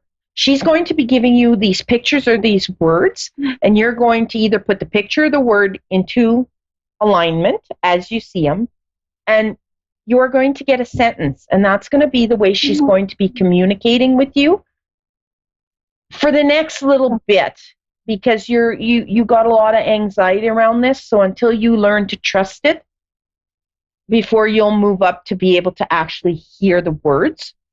The ringing in your ears, that's just the team trying to communicate with you. So think of it as their energy's way up here and your energy's way down here. So it comes in as a ringing. And as you practice and as you develop your gifts, your energy is going to come up and theirs is going to come down till you get onto the same length or wavelength. And then you're going to hear the words, your name called out, and you're going to kind of, where did that come from? Just know that you're starting to hear them. Before. Yeah. So now you just kind of gonna reconnect with that and practice it. So meditation, all right? Do meditations meeting your spirit guide.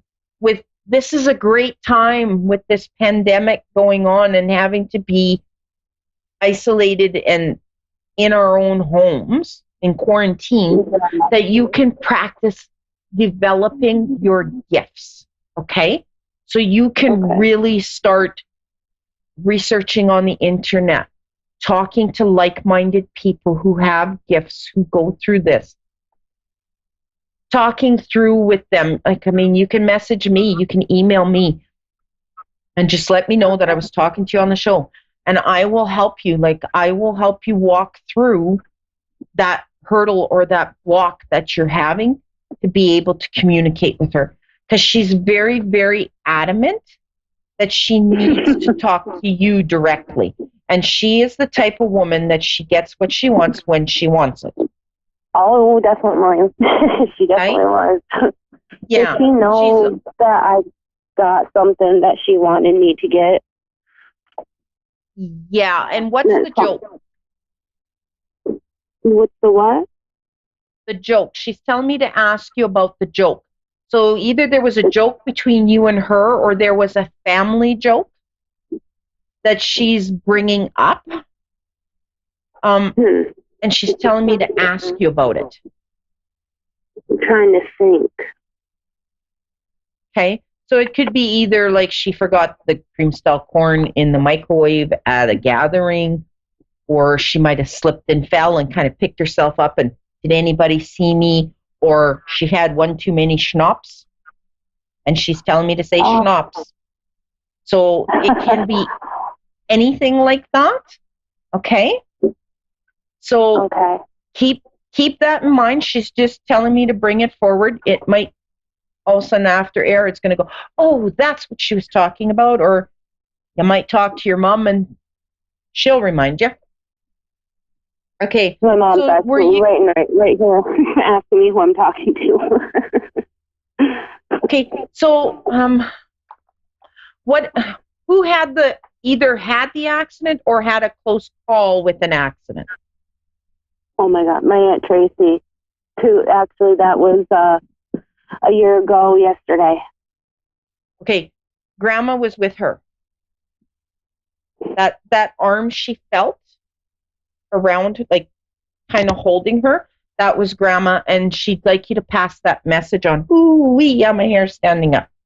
She would like you to pass that message on to her, okay? I will. Okay, do you have any other questions? We've got 2 minutes left. No, I think he answered pretty much all of them for now. Okay, so girl, why aren't you going back to school? Grandma's sticking it in there. Oh God.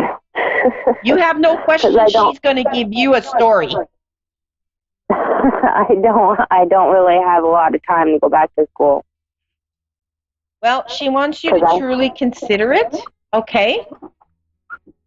Yeah, she wants me to go for my CNA.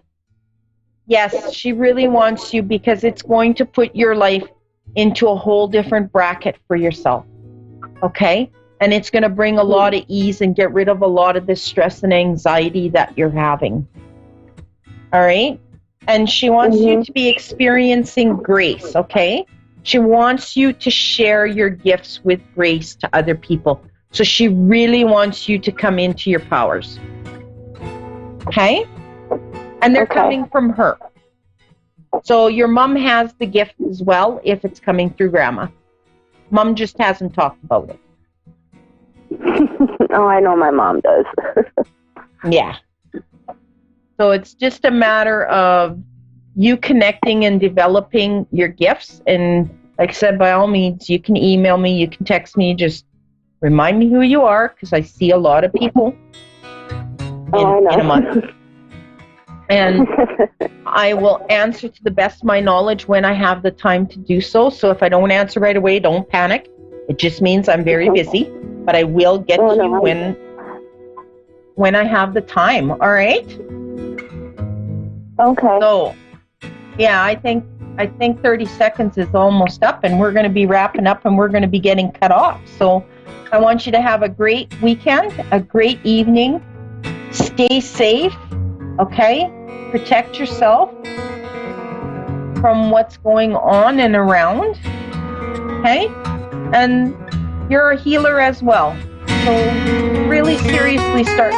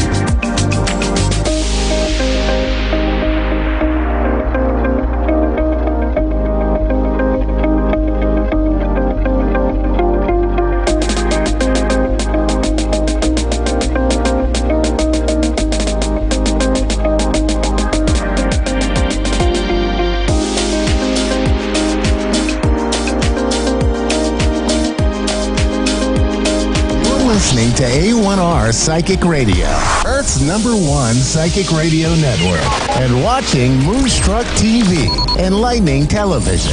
Welcome. Time for Persian Medium I Am Power with Fia Johan. Fia Johan, live from PersianMedium.com. Connect direct. In North America, dial 888-454-2751.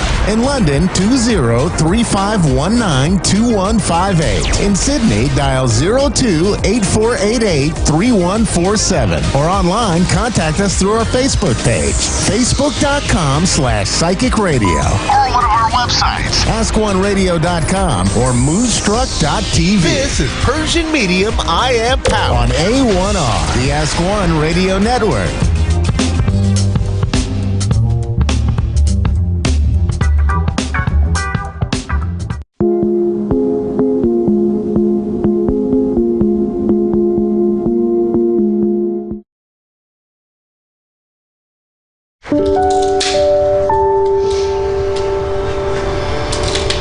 There is somebody's mom here.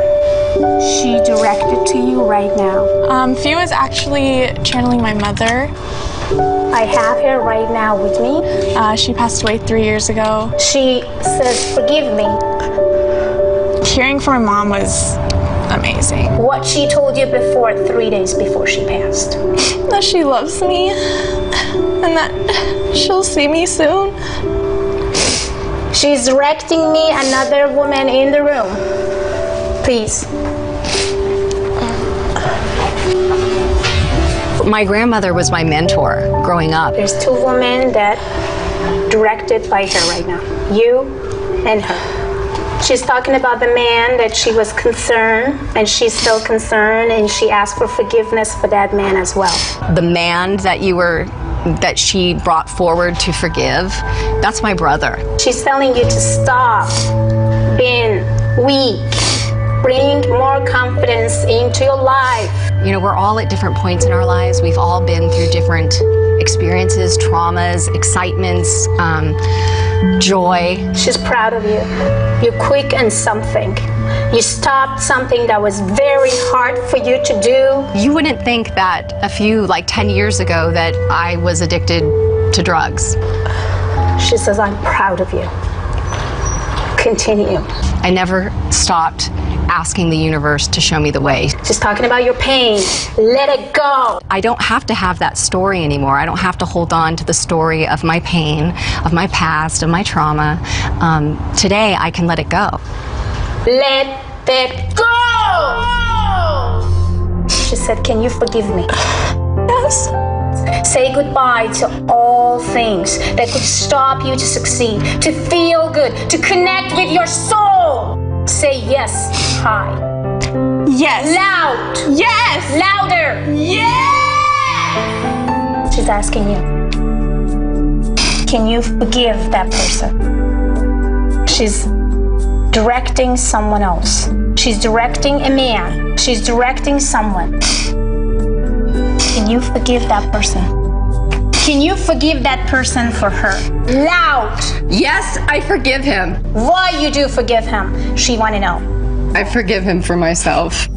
You are worthy enough to do everything for yourself.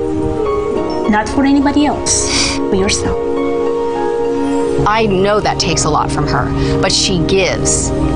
And she gives and she gives. She's asking you to be strong, to be powerful, to be connected to your soul.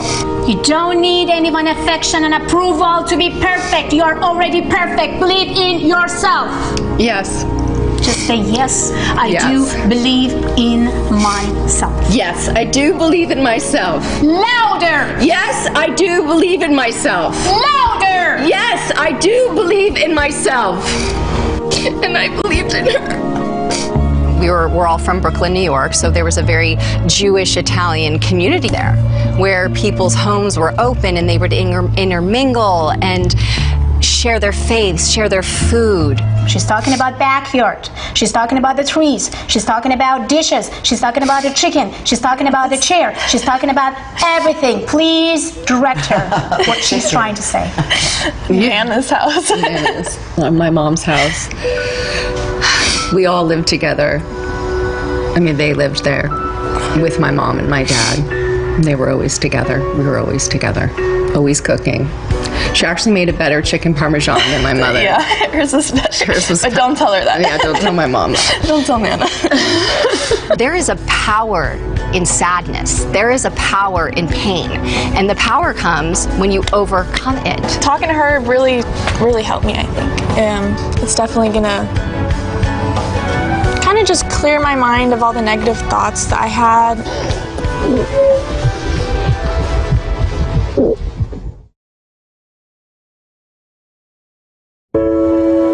Hello. My father, Congressman Ron Dellums, who passed away a year and a half ago, visited Fia. Today was a day to remember Ron Dellums, who in 1970 brought to Congress an anti-war and anti-apartheid stance that was branded as radical and dangerous. Oh my God.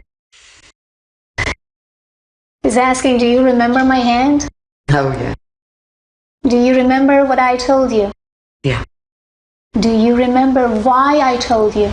Yeah. Dellums' youngest daughter, Piper, is proud that her father became an early voice against oppression in South Africa, applying pressure that would one day bring an end to apartheid. You said, take my legacy, take my mantle.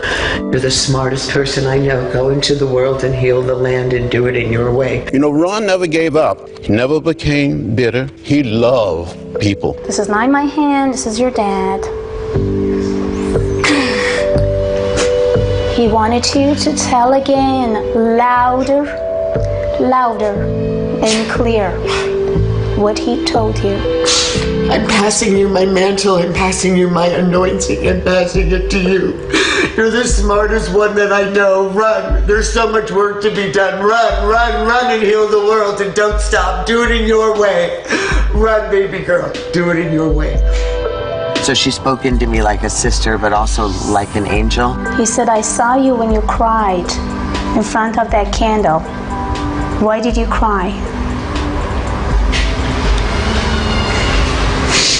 She's given me the faith and trust and support that was being given me by my dad before he left. So she's done this beautiful transition of allowing me not to feel the void of his leaving. I don't know where to go when I'm not speaking with you, or I just don't know how to feel safe in the world without you in it. In the area where I don't have a female in my life, because I don't have a relationship with my mother and I don't have a sister, she has stepped in with the feminine to remind me that I am also loved and purposeful and beautiful and worthy, that I'm valuable. It's not just me that tried to basically sending her messages and changing her. So she changed me in so many ways as well. So our silly song goes this way. We are the key to do more than just let it be. The key to our destiny is in the hands of our humanity. 'Cause love is more than a philosophy. 'Cause we are the key. We are the key. We are the but key. Diamond's key.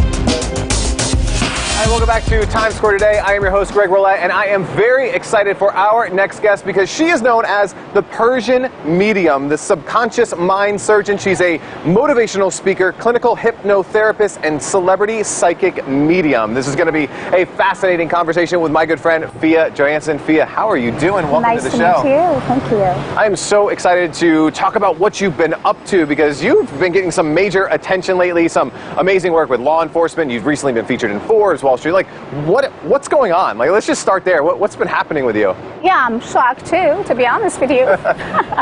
Yeah, I'm honored to be featured on Forbes magazine and also co-authoring with Jack and Phil.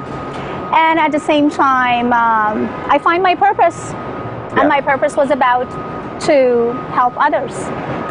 And I started my career with law enforcement when I was at the age of 17. And I started in Stockholm. And when I came to US, I feel that I have to do the same because I do have a gift. I could help people, 1 million of them worldwide. Yeah. And why not? They need me and I need them to make them to feel good, relief. And then every families who reached out to me because of their missing persons, because of a lot of other individual cases, the most important part was if I can bring any relief and any happiness to them. Yeah. Which for me was a blessing when I could feel that I could at least actually give them some closure for their thought, their emotional feelings, and then, you know, connection with themselves again. Exactly. Yeah, families, we need a lot of that right here, right now, today. Why do you think this is all happening now, right? Was it a certain case? Was it just you saying, I need to break? Like, why is all this attention coming your way now? The books, the media, the new business, like, why now? I've always been around media. But this time, because of a couple of cases that I can't mention because of the security reason, I've been very known, and those cases been kind of huge cases, and Forbes got attention. That was a blessing. Yeah. And that was the feeling actually that I had, and then they reached out, they wanted to feature me, and after that everything, and I'm actually going to be featured on Wall Street Journal in July. Wow. So I had a interview with iHeartRadio today. They reached out after they saw Forbes, and it was amazing. People ask me, are you just finding missing people? Or are you kind of like just working with the law enforcement? No, I don't. I actually work with individual cases with people, like when people wants to talk to me and communicate with me, ask me about anything and everything. Yeah. It could be their love life, it could be their investments, it could be any other type of the cases, like as a business entrepreneur that they do have. So that's what I do, actually help them So out. when does someone seek out a medium? At what point in their journey, whether it's for a missing person, for a loved one, for like their own life, when do they seek you out? Are you the last resort to help give me closure to the case, or are people starting to really see the value in bringing you into a case early? Definitely when all the cases are starting, so they know already about like what's going on around that case. But sometimes it's very hard to put all the puzzles together to find that a specific person or that a specific crimes. So that's why, especially cold cases, so that's why when I came in the middle, I'm receiving those messages, I'm connecting, and at the same time, I help them to put more puzzles together and more communication with people, and that would make them to succeed faster. Now, is this something that law enforcement has been using for forever? Is this something new to them? It's not something new. CIA actually used psychics for so many years, and also other law enforcement also using psychic. Google using psychics, and but it's not every person. So you have to have a talent, you have to have a gift, and they are not a joke. If you are not deliver, if you are just pretending or acting, nothing good is going to happen. So you have to have the gift, you have to have a talent, and they want to see the proof and test. Yeah. And believe me or not, you know, I think and I believe so strongly, law enforcement, they do have some psychic abilities by themselves because they knew what's going on, but they're not really believing in their inner voice or their thought and subconscious until they get in connect, example, with me, and I'm just like, well, you already found it, but you pass it down. Why? Because you doubted about it. So we do all have. We are based on energies. We pick up energies. We're receiving energies, but we have to listen and we have to connect with that energies. What do you think it is that makes you unique? Like, why do they bring you in for these cases? Because I'm stubborn, and because I'm telling law enforcement what to do and not to do, and if they are not listening, I'm getting out from the room. and they know me. People who actually worked for me in the past, they know I'm real and I'm serious. People who may just shaking hand with me just because of other sources that have been interviewed or introduced by. So then they kind of like, it takes time for them, maybe about 24 hours or 48 hours to get to know me. After that, they will say, well, whatever you says, yes, we do. I love that. And the stubbornness is taking you to really Attitude, good places yes. right now. I love it. Where do you want this to go? Like, so the writing the books, the getting the attention, working with law enforcement, working with, like, where do you see yourself growing this? I have no roof. There's no roof for me. And as long as I can help other people, that's exactly what life is. I mean, I think I do have a gift just because of one purpose. Just be there for people and let people bring love and happiness to you. And as long as I know and I feel and I breathe, I would love to help as many as I can. So people who want to talk to me about their personal issues, because I'm a clinical hypnotherapist too, so I'm removing addiction, any type of addictions with hypno. Yeah. I'm also actually having master degrees, psychologist master degrees from actually University of Stockholm. So basically, I can do a lot for people as far as I did all my life. Like at the age of 7.5, when I found about my abilities. Yeah. From that time until now, everything is just rock for me. I love that. Now, this is a fun question we ask everybody on the show. If you could go back in time, right? So whether this is you just starting your business, maybe it was when you were young and you found out these abilities. If you could give yourself a piece of advice, knowing now what you know and where this is taking you, what would you tell yourself? Be your own leader. Lead yourself and always be yourself. Never try to pretend to be somebody. Never try to change yourself just because someone or somebody or some country wants it you to be. Bring your unique personality, tap into your talent and energies, and just bring inspiration to people. When we are sending love and inspiration, we are receiving the same. Yeah. So just be yourself, be happy, and be thankful. I love that. Now, if someone is watching this right now, and I know they are, and they're like, I need a Persian medium in my life, I need her to help my organization, like, where can they learn more? Where do they see how you can actually help them? I do have a platform named Avid Advice, A-V-I-D, Advice, avidadvice.com. So people can reach out through my avidadvice.com platform. I do have Instagram, Persian Medium basically, just type Persian Medium. Love it. I have over 1,200,000 followers already, so I would love to have more followers. So, and also avidawakening.com is my place in Corona Del Mar, Newport Beach. Okay. But right now the waiting list is about like February 23rd, 2020. But people who would love to meet me face to face, I would say go to fiona@avidawakening.com, send an email, and I will be there for you in no time. Lots of different ways to learn more, lots of different ways to contact you. Please reach out because she can help you, whether it's getting closure or learning more or getting that insight into what you need to know. Fia, thank you so much for being a guest here. Thank you so today. much. Thank you. Definitely. And we'll be back with more from Times Square today in just a minute.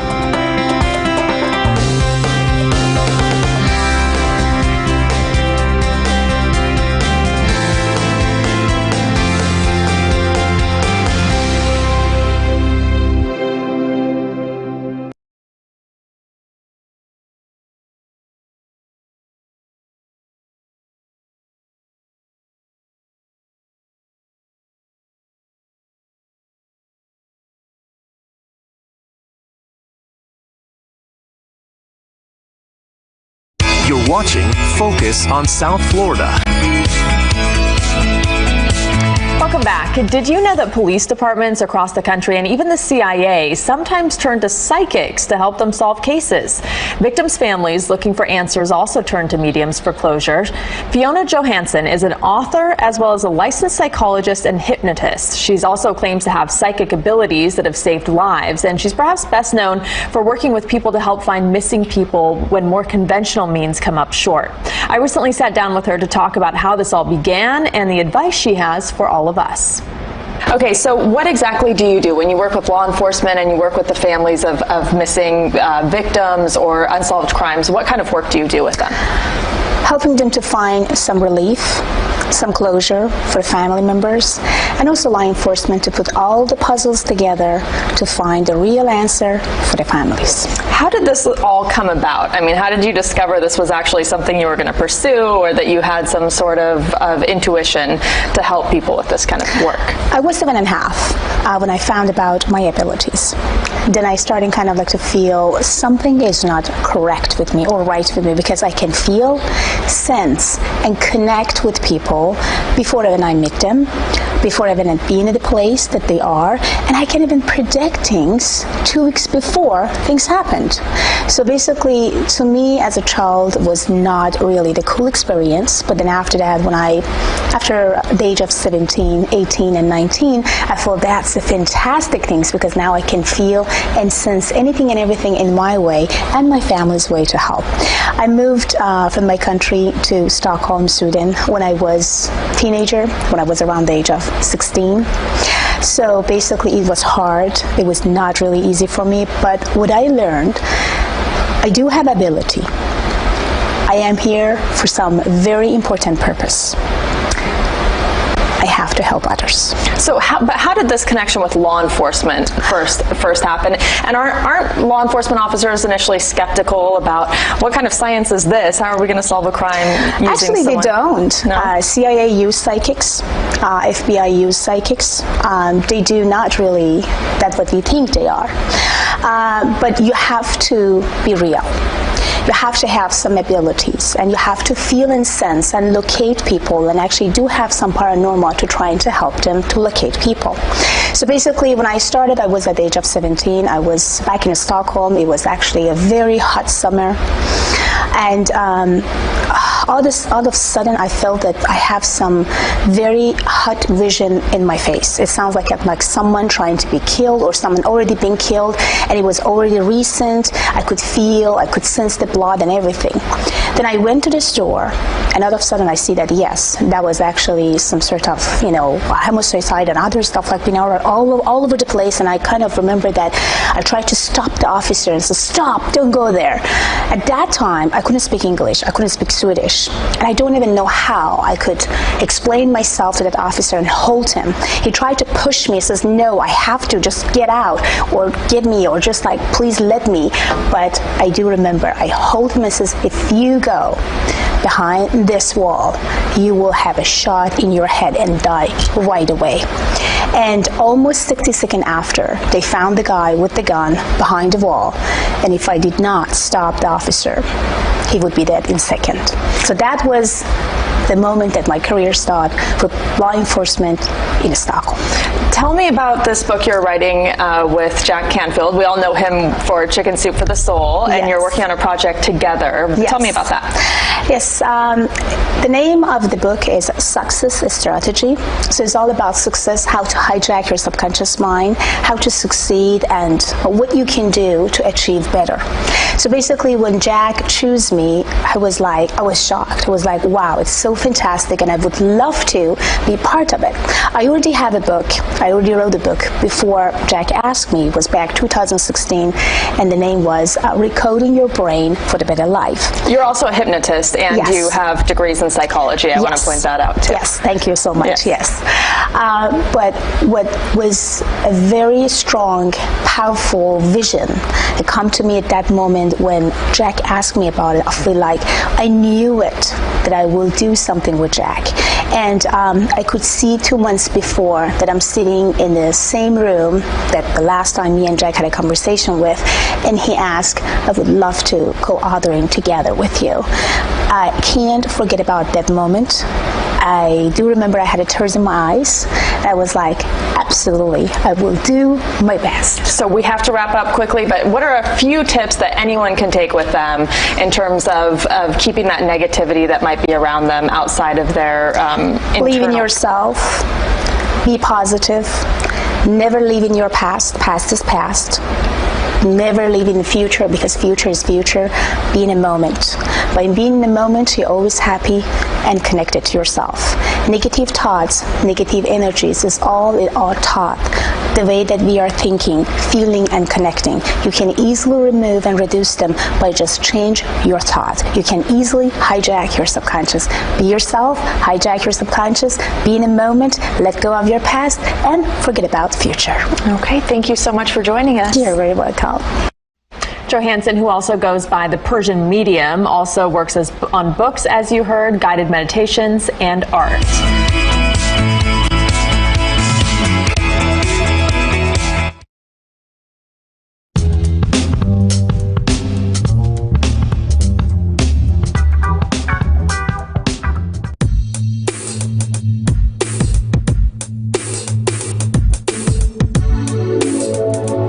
Welcome back to the Global Entrepreneurship Initiative. I'm excited to introduce our next speaker, Ms. Fia Johansson, who's better known as the Persian Medium and Subconscious Mind Surgeon. She's a multi-talented motivational speaker, clinical hypnotherapist, and celebrity psychic medium. An author who works closely with law enforcement to help locate missing people and solve difficult criminal cases with detectives and as well as private investigators. Throughout her career, she's helped thousands of people identify personal roadblocks to help them truly believe in their own path to success, whatever that dream may be. Her greatest passion in life is helping others achieve their ultimate dreams and desires, teaching people to believe that truly anything is possible. Please help me welcome to the stage Ms. Fia Johansson. Welcome back. Did you know that police departments across the country and even the CIA sometimes turn to psychics to help them solve cases? Victims' families looking for answers also turn to mediums for closure. Fiona Johansson is an author as well as a licensed psychologist and hypnotist. Welcome back. Our next guest is a celebrity medium, a clinical hypnotherapist, a holistic healer, and holds a master's in psychology. Fia Johansson is known as the Persian Medium, and she's even worked with intelligence agencies and law enforcement to find answers in cases. She also wants all of us to discover our best selves. Fia, good morning.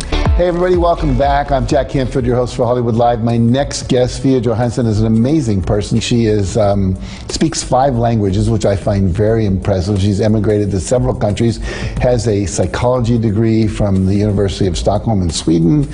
She is a hypnotherapist, clinical hypnotherapist and healer, and God knows probably other things I don't even know about. Hi, welcome back to Times Square today. I am your host, Greg Roulette, and I am very excited for our next guest because she is known as the Persian Medium, the subconscious mind surgeon. She's a motivational speaker, clinical hypnotherapist, and celebrity psychic medium. This is going to be a fascinating conversation with my good friend, Fia Johansson. For centuries, it's believed that mediums have been able to mediate communication between spirits of the dead and living human beings. People usually recruit mediums to help them get in contact with family members or friends who have passed on.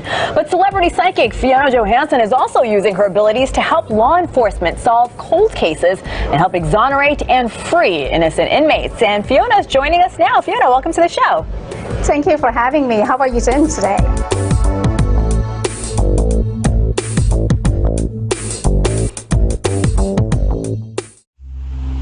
Welcome to Avid Awakening, a beautiful, gorgeous wellness center who will adjust you mentally, emotionally, and physically. Also, it will help you to manifest your finance, anything and everything you desire for. This place is a very beautiful place which is located in Corona Del Mar. So please book your appointment today.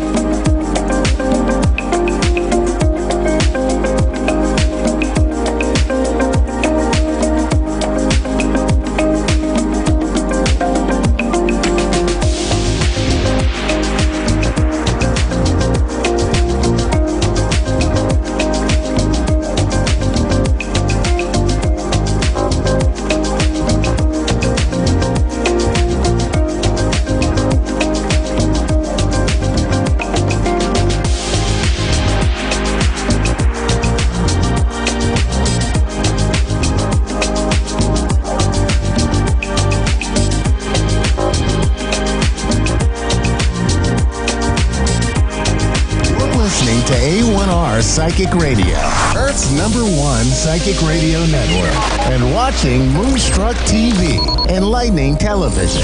Welcome. And now Australia's Psychic Cowgirl with Tanya Reid. Live from AustraliaPsychicCowgirl.com. Connect direct. In North America, dial 888-454-2751. In London, 20-3519-2158. In Sydney, dial 02-8488-3147. Or online, contact us through our Facebook page, facebook.com/psychic radio. Or one of our websites, askoneradio.com or moonstruck.tv. This is Australia's Psychic Cowgirl on A1R, the Ask One Radio Network. G'day, Tanya Reeves, Australia's Psychic Cowgirl, coming at you from my home in Sunday Creek today. So home, and we're all not isolating ourselves, but restricting our movements over here in Australia.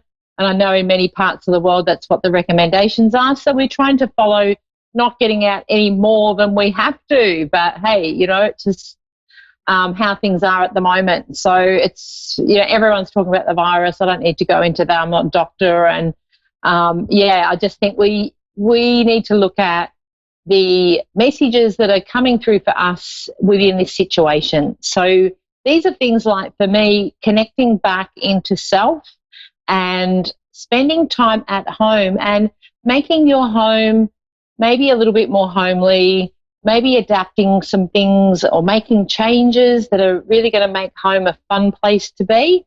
And I think that's a really cool kind of, if you look at the double-edged sword, part of this is for a lot of people that are still able to work, and that's still, there's a lot that aren't, but for those that can work from home, I mentioned this on my show this morning, this can be an opportunity to really show what you can do from your home workspace. And if that's something you really would love to continue, then make this time count and really do as much as you can to show your, employers that you can productively work from home, because maybe that's something you'd like to do to save traveling back and forwards to work if it's available to you. So, there are things that we can do throughout this, rather than feeding into the fear and, just being able to honour who we are, dig a bit deeper. I'm getting shown for many of us, we're digging a little bit deeper into self. So when we spend more time on our own, rather than connecting to the news and, you're sure you need to be updated, but once a day is enough, and taking some quiet time, read a book, go outside, enjoy, your outside area if you've got one. I'm lucky to be on a large property here, so I can just go for a wander and not see anybody and take that time out. So that's a little reminder for me to do that. Even though I do it here and there, it's probably being able to be a bit more introspective at this time is really a valuable thing.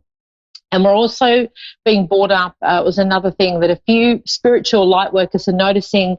We're doing a lot of work around ancestry DNA at the moment. So if that's coming up for you, sometimes it's about looking back through generations and seeing what energies or what we're manifesting in this lifetime that can be linked into many of our ancestors going back generations. So as an example, if you were from a generation of being displaced or not feeling like you fit in, and that's come down the line from your ancestors, now's the time to be able to dig a bit deeper into that and see where it sits with you.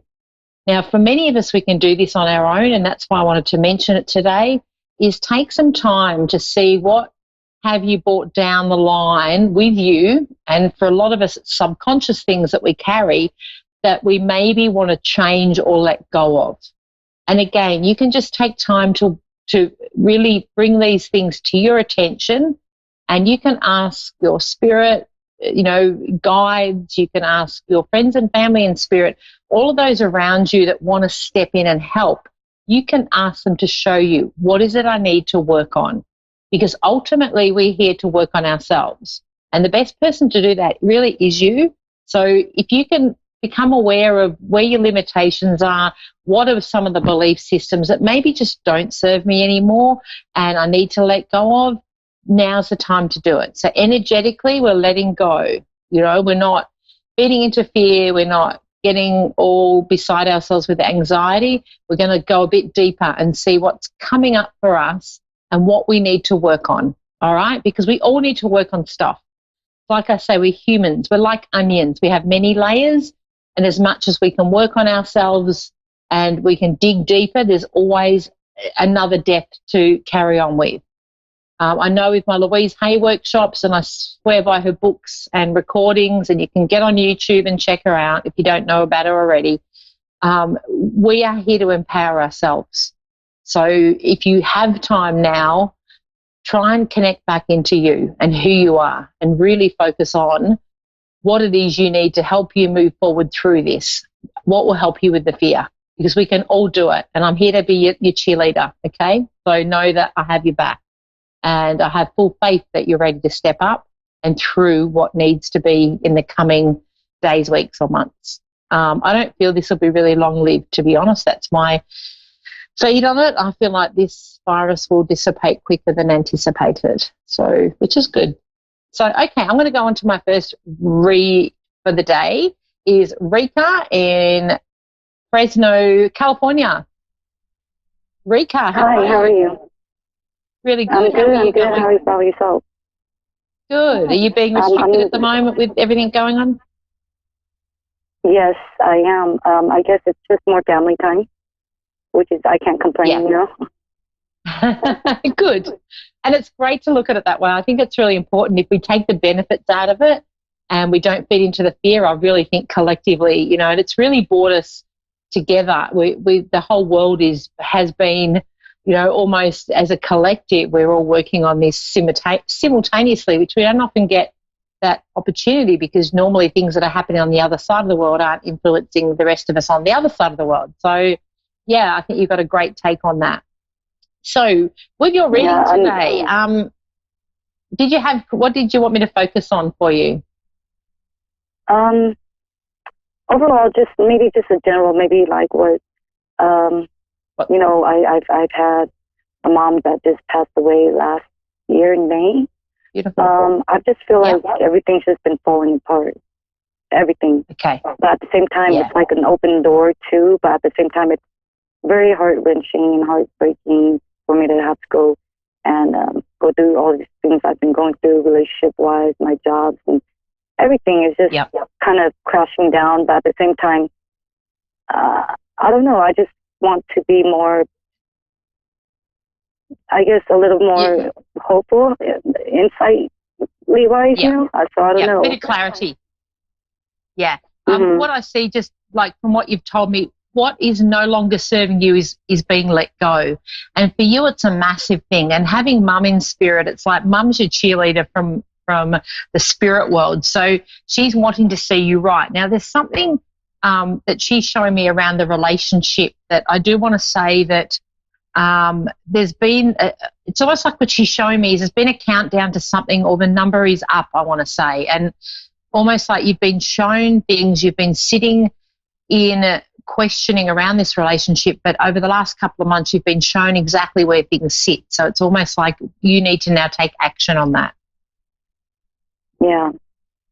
Okay, so it's like you're not shown these things because you've got mum there in spirit, and mum is always around you. And I feel like I want to go to, she's showing me, and I often see them come in around the shoulder. So it's like she's giving you a spiritual hug with the goosebumps and her stepping in. And I feel especially I want to go to of a night time is what she's showing me, where she comes in and connects in with you. So whether of a night time is when you're thinking about things more so than you have the time through the day.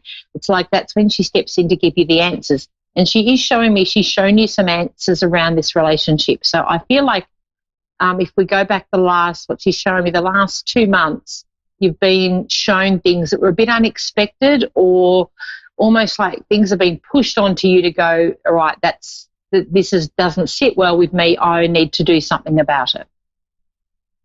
Yeah.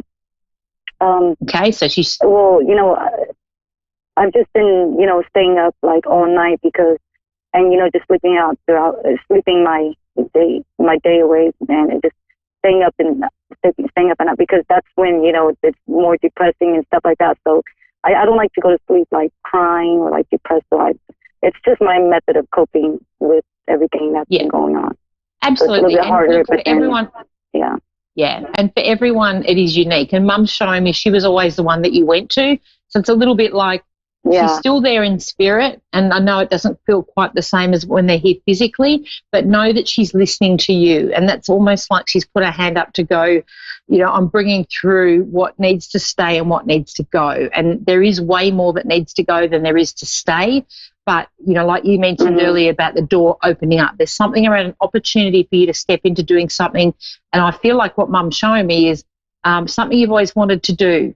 And I feel this is to do with your career, something you've actually, you know, I feel like you've dipped your toe in the water is what she's showing me. So you've kind of thought of doing it, but you've sat in the comfort of sticking with what you know. And now there's a door of opportunity to help you step through that fear and go, I can do this. And it's like, Mum's showing me she's excited to join in with you with this. So it's really the door of opportunity Mum's excited about. So I feel like there's some resonance there with what you're going to be doing that you know your mum would love. Right. Yeah. Right? So it's like follow that. And there's also like I feel her, you know, like I don't think that she's that far, you know, and I'm not like scared or anything like that. I would want her around, but at the same time, I don't want to be holding her back from where she needs to be too, you know. So I try to just go about. I would say Mum's response to that, because there's a little bit of a giggle, but it's like, I don't think you'd make Mum do what she didn't want to do. And it's almost like she's coming through like that in spirit going, of course I'll be doing what I want to do, like with a bit of a laugh, I have to say. Yeah. Yeah. Okay. So but she's enjoying this. I'm just going to turn your volume up a little bit. She's really enjoying the journey, and it's like, I want to get excited. There's something she's showing me around. I know it sounds weird in the environment we're in at the moment, but there is travel around for you. So I feel like I'm going to, from the middle of the year to the end of the year, I'm having a holiday, I'm having a break, and I feel like I'm connecting with like-minded people with this break. Okay. Yeah, I do see a lot of traveling in the future too. Yeah. She's also showing me something around faith. So it's like, I don't know whether she had a strong faith or whether she would joke with you about faith. There's something, and she's got a smile on her face as she's showing me this. So it's like, I almost feel like she's reminding you in spirit what she used to remind you about when she was alive.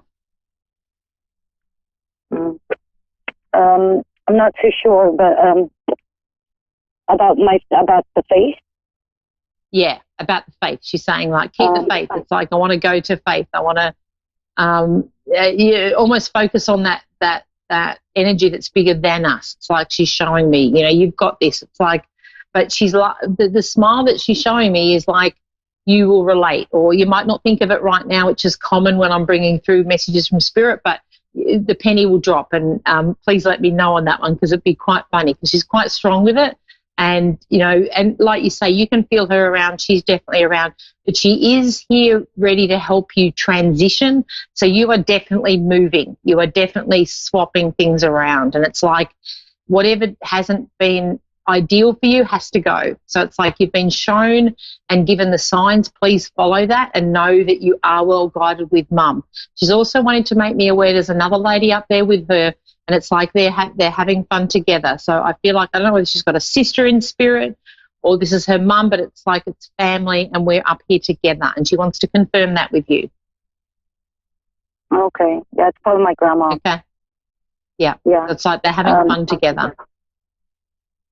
Do you see, how about just a little bit of clarity about my couple days or a couple of months ahead? Do you see anything I should be aware of, or? No, I think the main thing for you, you're quite sensitive.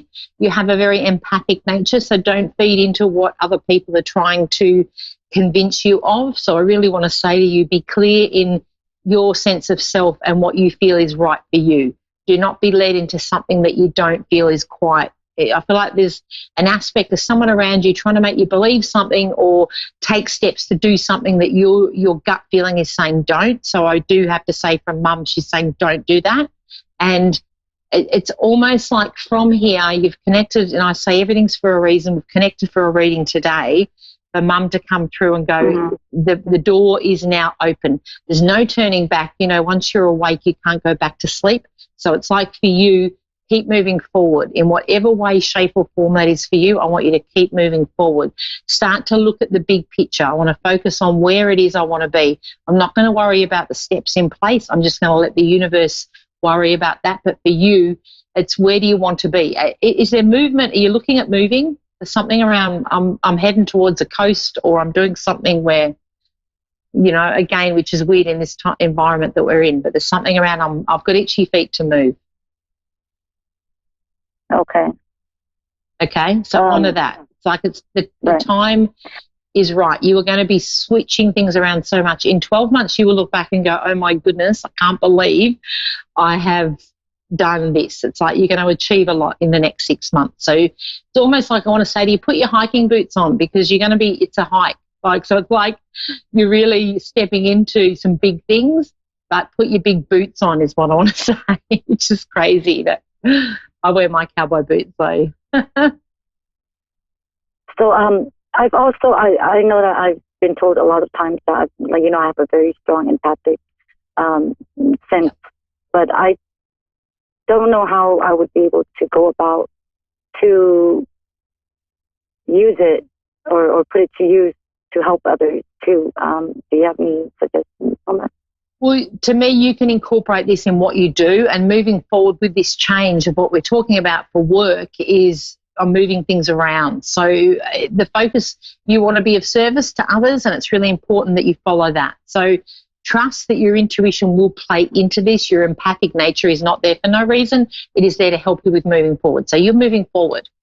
And there's healing is around you, because that's what you do naturally. And people often say that to you and say how helpful you are. And you often get insights. And I want to say a bit of, a bit of claircognizance. So you get ideas pop into your head, and often that's guidance from spirit giving you the information. So when I get shown that, that means you get things come into your head as you're helping others. You don't know where it's come from. It's a random thing. Often that's how spirit will connect. So that's how I feel for you. Trust that. You are divinely guided, and Mum's around.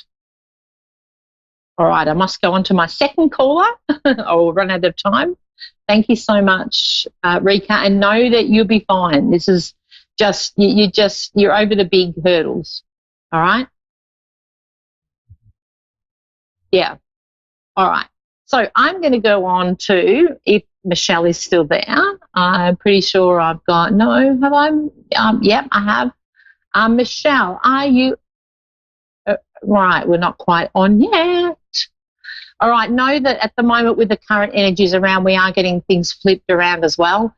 It has been quite common this year, 2020, we're almost getting that what doesn't serve us needs to go. We're getting the signs. Please take a moment to listen to those signs.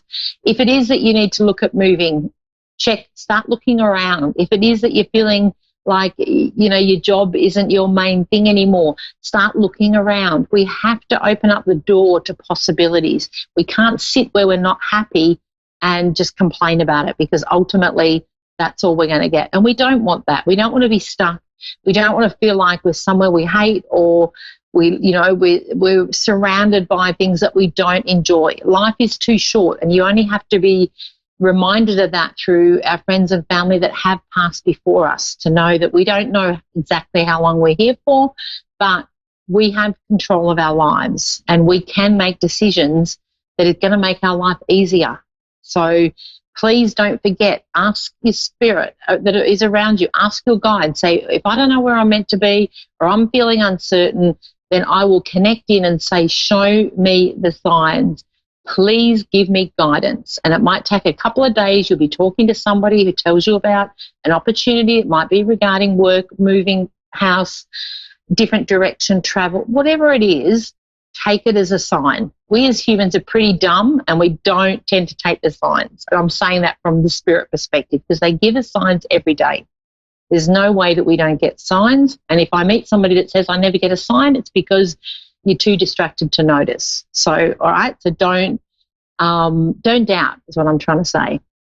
Okay, where Michelle's disappeared, so obviously someone else is going to read for Michelle, and I'm going to read for Suzanne in Salt Lake City, Minnesota. Suzanne, how are you? Hi, how are you? Really good, thanks, my dear. How are you? I'm hanging in there. Oh, I know, it's pretty hard at the moment, isn't it? So who have you got? Is there someone around you who's not well, can I ask? I just felt like you're looking after somebody. No, I'm going through some issues health-wise, and I'm worried about people because I know a lot of people that are now working in the hospitals. Yeah. And I'm just like sad that I can't do anything to help. Yeah. Okay. Yep. It's almost like a bit of frustration around you. So it's yourself with the health issues, and that's why you're not working at the moment. So you're not doing what you currently would be doing. Can I say it's almost like you've been pulled back for a reason for that? And this is like a time for you to work on yourself and healing yourself. And by that, I mean taking the time to tune into your body and take notice of the signs and the things that you can do to help yourself. Because it's almost like I want to say to you, and I feel like I've got, I don't know whether your dad's passed, I feel like I've got a gentleman here, and it's like this is your time to almost like there's a massive amount of self-healing around you. As you're healing yourself, you're sending that to everybody else. So remembering we're all a collective, we are all interconnected. The more we heal us, the more we are sending that healing out to the universe. And for you, you're a natural healer. And I do want to say part of your health issue is, which makes sense as you've already shown us, you're connecting with everybody else but not doing enough for yourself. So I want to change that story. And I do want to go back to, so can I ask, is it Dad that's passed that is in spirit for you? There's a male here, very strong.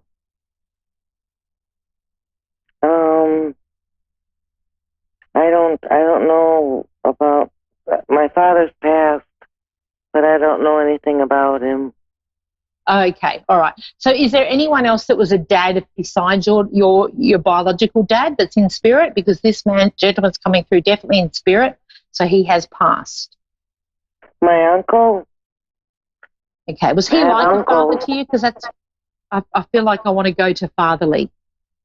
Yes. Yeah, because he spent time with you, so this is not a biological dad that you've never seen or connected with. He's definitely relating that he's there to support you. So with, I do want to say like an acknowledgement of you've had it's almost like you've had a difficult life, or if you look, from childhood to now, there's a pat on the back for how well you have done, but it's almost like a little bit like the guidance I was showing before.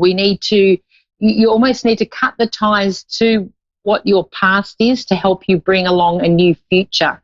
So this can be a subconscious thing, but I feel like for you, I want to go, I want to acknowledge that you haven't had the easiest of upbringings. Like there's been a lot of things that have transpired that, have made it really hard, but you don't need to go through any more hardship. It's time for you to turn that corner. Oh, Can you relate to that? Yes. Right. So this year is a big change. There's something you've stepped and moved away from this year.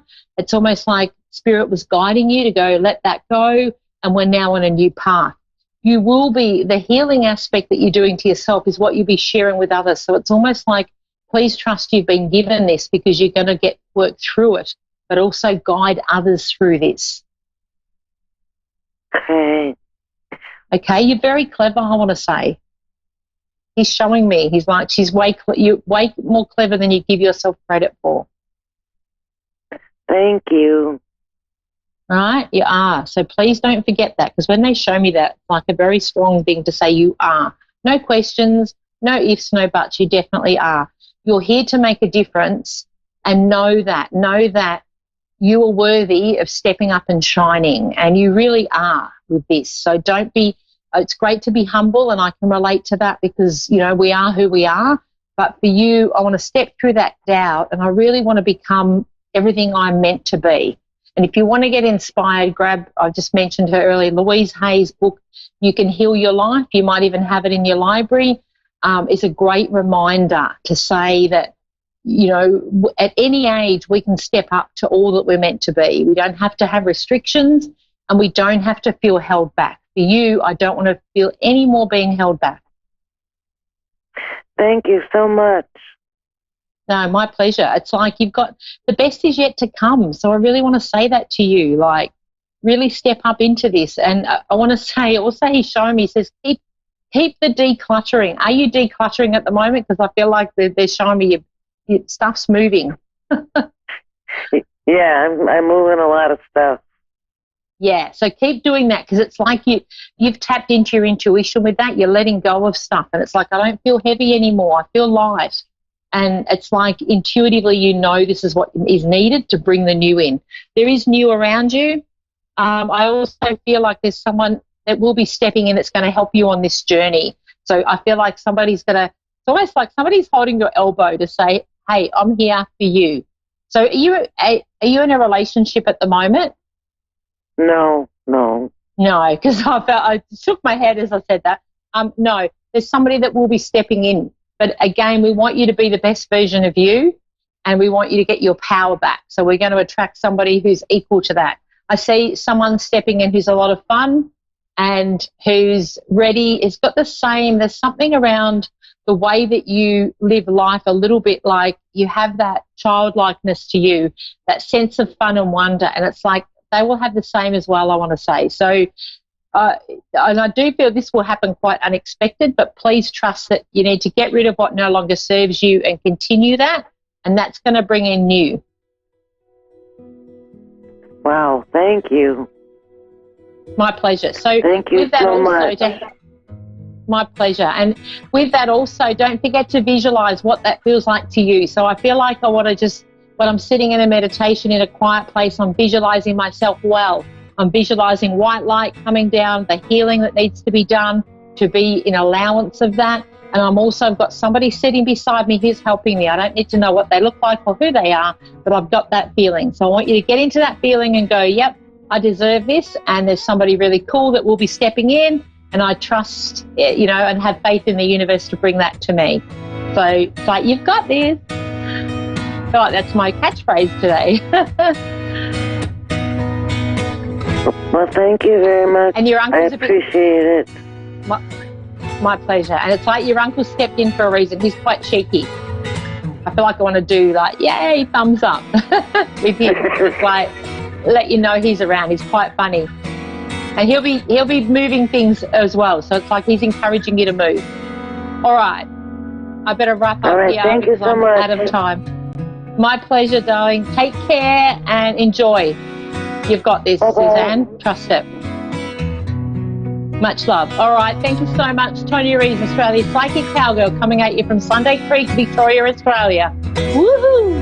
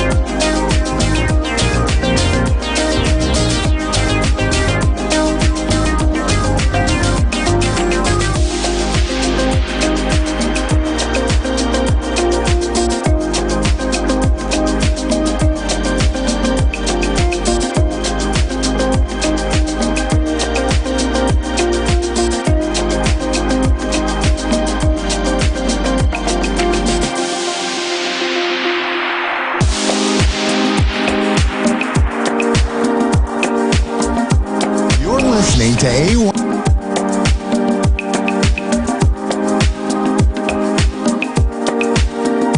Listening to A1R Psychic Radio, Earth's #1 psychic radio network, and watching Moonstruck TV, Enlightening Television.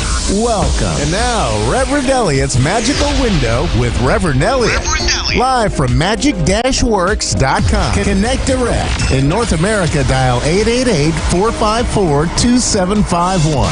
In London, 20-3519-2158. In Sydney, dial 02-8488-3147. Or online, contact us through our Facebook page, facebook.com/psychic radio. Or one of our websites, askoneradio.com or moonstruck.tv. This is Reverend Elliot's Magical Window on A1R, the Ask One Radio Network. Greetings, fellow seekers of truth, wisdom, and light. This is your friendly neighborhood esoteric practitioner, Reverend Elliot, coming to you live from the city of New York, where we get together every Wednesday at 11 Eastern, 10 Central, 9 Mountain, and 8 Pacific to look through the magical window of the tarot. I call it a magical window because it lets us see things. It lets us see things that we don't ordinarily see. That's the beauty of it. People have been using tarot in times of distress or just for regular advice for centuries. I'm one of those people who doesn't believe that you should be getting a tarot reading every week, or every time some situation pops up. But on the other hand, it's good, to get information like that, because the tarot cards can fill you in on things that you don't know are going on, or maybe that you suspect are going on. It'll tell you if you're right, maybe you're wrong. That's the whole beauty of it all. But it's a time-honored thing, and nobody knows how it works. We all have our theory. I read somebody one time, he said that tarot doesn't work. We just think it works. And my question is, what's the difference, It's like that that wonderful, bizarre conversation in the book Catch-22, where there's one of the soldiers is happy, and the other guys say, well, he's not really happy, he just thinks he's happy. And the question is, so what's the difference? And that's where we are. I couldn't believe, this goes all to there's going to lead into a whole bunch of stuff like in quantum physics. And there's a thing in science that they don't like to talk about. There's two things scientists don't like to talk about. One, I don't want to get into because it can take forever, but if you're interested in looking it up, look up the replicability crisis. This is something scientists don't like to talk about. And scientists operate on faith way more than religious or magic people do. I can assure you of that. The replicability crisis, according to the scientific method, a test has to be replicated. But nobody's replicating anything these days. It's very difficult, and it's really a mess, particularly when it comes to medicine, and the social sciences. Well over 50% of the attempts to replicate fail, and very few things are attempted to replicate. But that isn't what I was going to talk about. So look that up sometime. The real problem, and they have a name for it that has the word problem in it. Scientists refer to it as the hard problem, which is, what is consciousness? They don't know. And who has consciousness? You and I have consciousness. Does a dog have consciousness? I mean, you dog owners out there, you may know. That reminds me of a story, but I'll get into that in a bit. Remind me to tell you the story about the dog. There's some people who believe that the sun is conscious, and why not? The sun is electromagnetic energy, and that's how conscious our brain works, on electromagnetic energy. But the thing that triggered that was what I was thinking about. The guy who said tarot cards don't work, we just think they work. There's actually a group of scientists who believe that human beings do not possess consciousness at all. We just think we're conscious. And again, my question is, what is the difference? Now, the dog thing, I don't know. I was thinking about my childhood the other day. This happens once in a while. I remembered one moment where, this was a nice moment in my childhood. I got a little German Shepherd for my sister, and I thought that was very nice. And my parents were very mad with me for doing that because, I thought it was a good trade. Anyway, I promise not to tell bad jokes again. So we are going to, I'll look at the tarot card. I tell a bad joke, and what do I get? The Ten of Swords. It shows a guy lying face back down in his on his face in the mud with 10 swords sticking in his back. In other words, don't do that again. So anyway, it is very serious stuff. Tarot reading is very serious because we look at the world around us, and nobody knows how it works.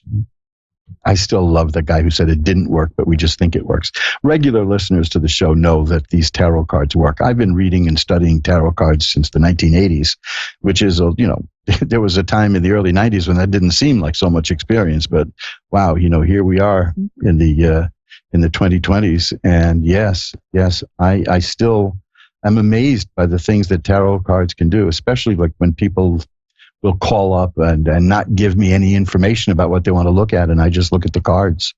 That's always a little bit of a nervous experience for me because you don't know if it's going to be right or wrong. And, let's face it, nobody's 100% right about anything. But if you get something wrong, you just keep looking at the cards until you see something that does fit in with the situation. And that's the beauty of them. I mean, there's no reason to think that just because a tarot reader makes a mistake at one point, that the whole thing is phony. But I've had my car worked on by people who couldn't get the spark plugs going. It doesn't mean that auto mechanics are fake, although I don't know about that. So you see, it's all a subjective thing. And the thing about tarot cards is, especially in times like this, we're dealing with a lot of rumors in times like this right now, and we're dealing with fear. And tarot cards can cut through that.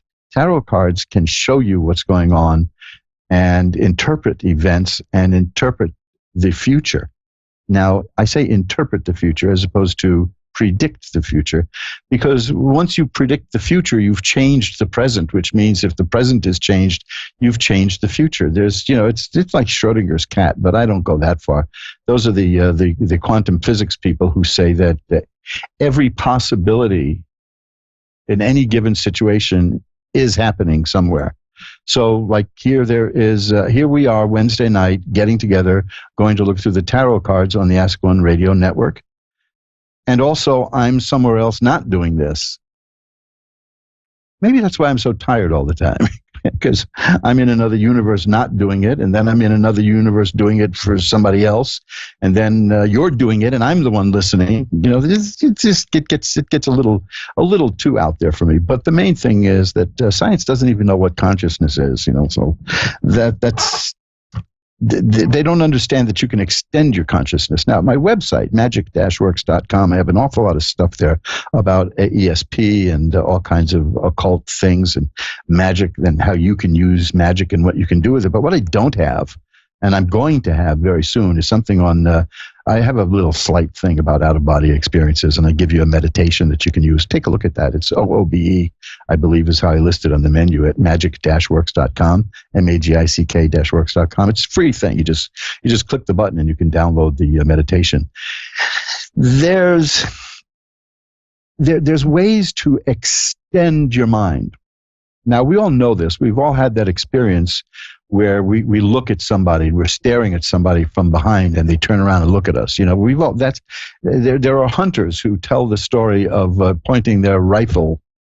Not that I don't like killing animals in the wilderness for sport, but hey, sometimes you got to thin the herd. But there are hunters. Any hunter will tell you that there's a time that they'll look through the scope at that animal, and just as they're lining it up, the animal will turn and look at them and run. Same thing happens to photographers. I got no problem with photographing animals, but they will tell. Photographers have told me about that. They get a telephoto lens, a gigantic telephoto lens, the kind you need a tripod to hold up or it's all shaky, and they'll look through it and they'll see an animal, and then at the moment that they're planned to snap the shutter, the animal looks and runs. The animal turns, looks at them and runs. So, we can extend our minds. Telepathy is real. And by the way, telepathy doesn't mean what most people think it means. People who put down telepathy, they think it means reading other people's messages, talking mentally, like, creatures on Star Trek or something. Telepathy means to feel at a distance, feeling, pathy, empathy, sympathy. It means to feel at a distance. And you know darn well that people you can walk into the room and see them and you know how they're feeling. You'll know if something is wrong. I worked at a place one time, the boss was just a nasty person. And you could tell when you walked into that office whether or not the boss was there or not. That's a form of telepathy, because you can feel it. Somebody years ago, I was a child, somebody said, you know how they I tell children, honesty is the best policy. Somebody else gave me a corollary to that when I was a little boy and said, always behave as though people can read your mind, because they can. We have all kinds of cues that we pick up. And tarot cards help us to read minds in that sense, and read time and read actions, because it's like a crystal ball. You focus. It's all about concentration, which is focusing. And a lot of people don't do that. They don't know how to focus. They don't know how to concentrate. And one of the worst things you can do for a lot of people is give them free time to do whatever they want, because a lot of people don't know what they want to do. And a lot of people keep themselves very busy. Well, we're coming into a time where it just may become required that a lot of people just lay back and stay home and do nothing. And that can freak people out. Now, if you know how to meditate, if you know how to use your mind to travel, and I don't just mean time travel, I mean you can use your mind to meet people. I have had on more than one occasion where I tested this out. I would do a certain meditation work to contact someone I hadn't heard from in years, and within a day, that person would call me or email me and just say, well, I was just thinking about you for some reason. Now, I didn't tell them what I did, because you don't want people to feel manipulated. But I did that. Now, I got to tell you, I'll be honest with you, it works. It doesn't work more than it works. Okay. But it shouldn't work at all. That's the key. But I can show you how to do all that kind of stuff. I can show you how to use your mind. I know that people say we only use 1/10 of our brain power or 1/10 of our mind. That's actually not true. That's a complete canard. And it's not true in the least. The brain is really working close to full capacity. What people don't do, and Sherlock Holmes used to mention this to Dr. Watson in the story all the time, we don't use our mind at full capacity. He used to chide Watson, you see everything, but you observe nothing. And it's possible for the person who's very observant to know a lot of things that seem miraculous. We can't all do that. I know I can't do that. So I have a deck of cards. I also have a crystal ball. And you use those to focus your energy and look at it and see what pictures pop into your mind. And that's how it's that simple. And yet it's miraculous, because this is the tricky part. We are all connected.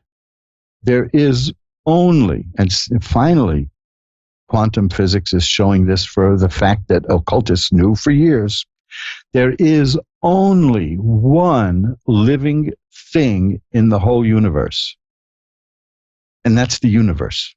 And we are part of the universe. We are part of, or as Buckminster Fuller would say, we are part of universe. You don't say the universe, because that implies others. We are part of universe. We are part of it.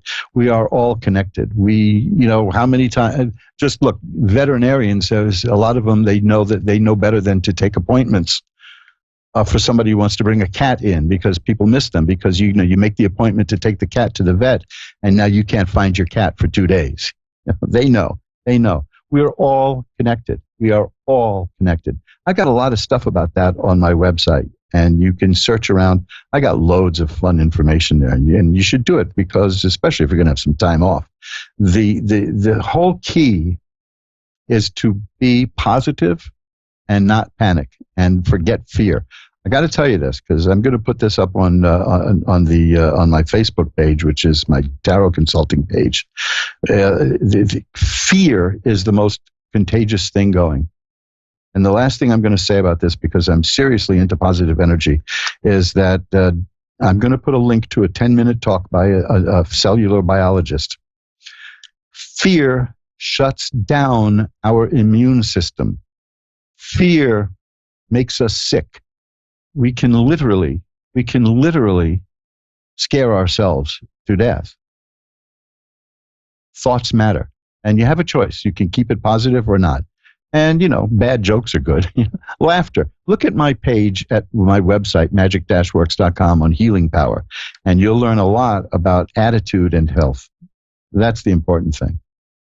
So we'll talk about that as the days go by, as the show goes on. I just want to get right to the readings now because we only have an hour together, and I want to assure you that I will be here. I will be on the air.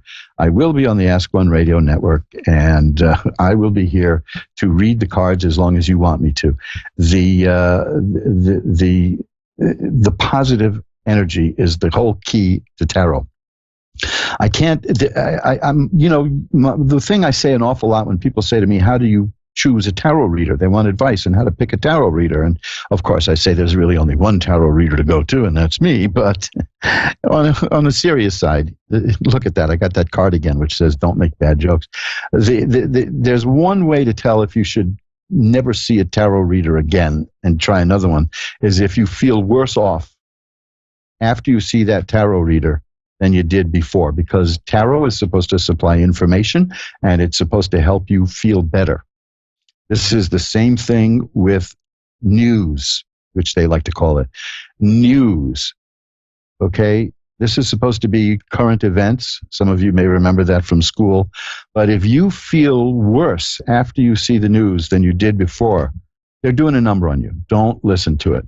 You can get your news in other ways. You can get newspapers and scour through them.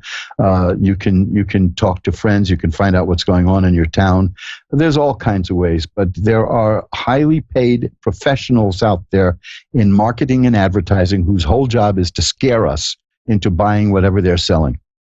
Think about that. You have deodorants and they're supposed to scare you into buying that, or you lose your friends. You're going to scare you into buying a new car because your old car may not be safe or it doesn't look stylish anymore. It's fear. I go into that at length in Reverend Elliott Explains It All.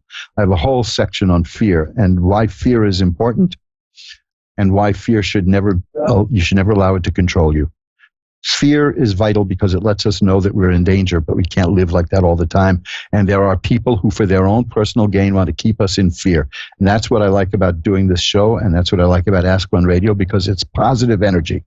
And we're going to do that now. We're going to get into some positive energy now.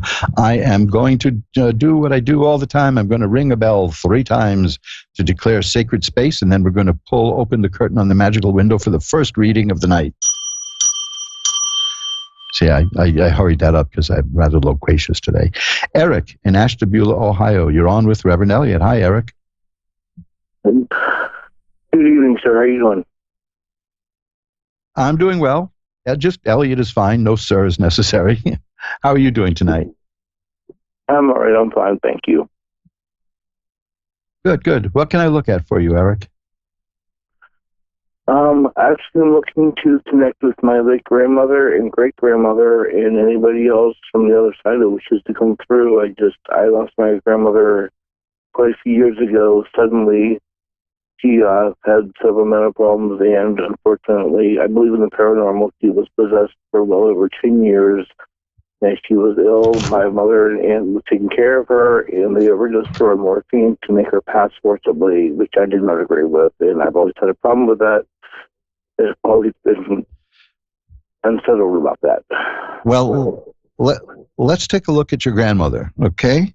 Regular listeners to the show will know that when I get calls like this about the afterlife, I look for 2 cards, one of 2 cards. I look for either the High Priestess, which is a person who looks behind the veil, or I look for the Death card, and I sure as shooting, I got the High Priestess here.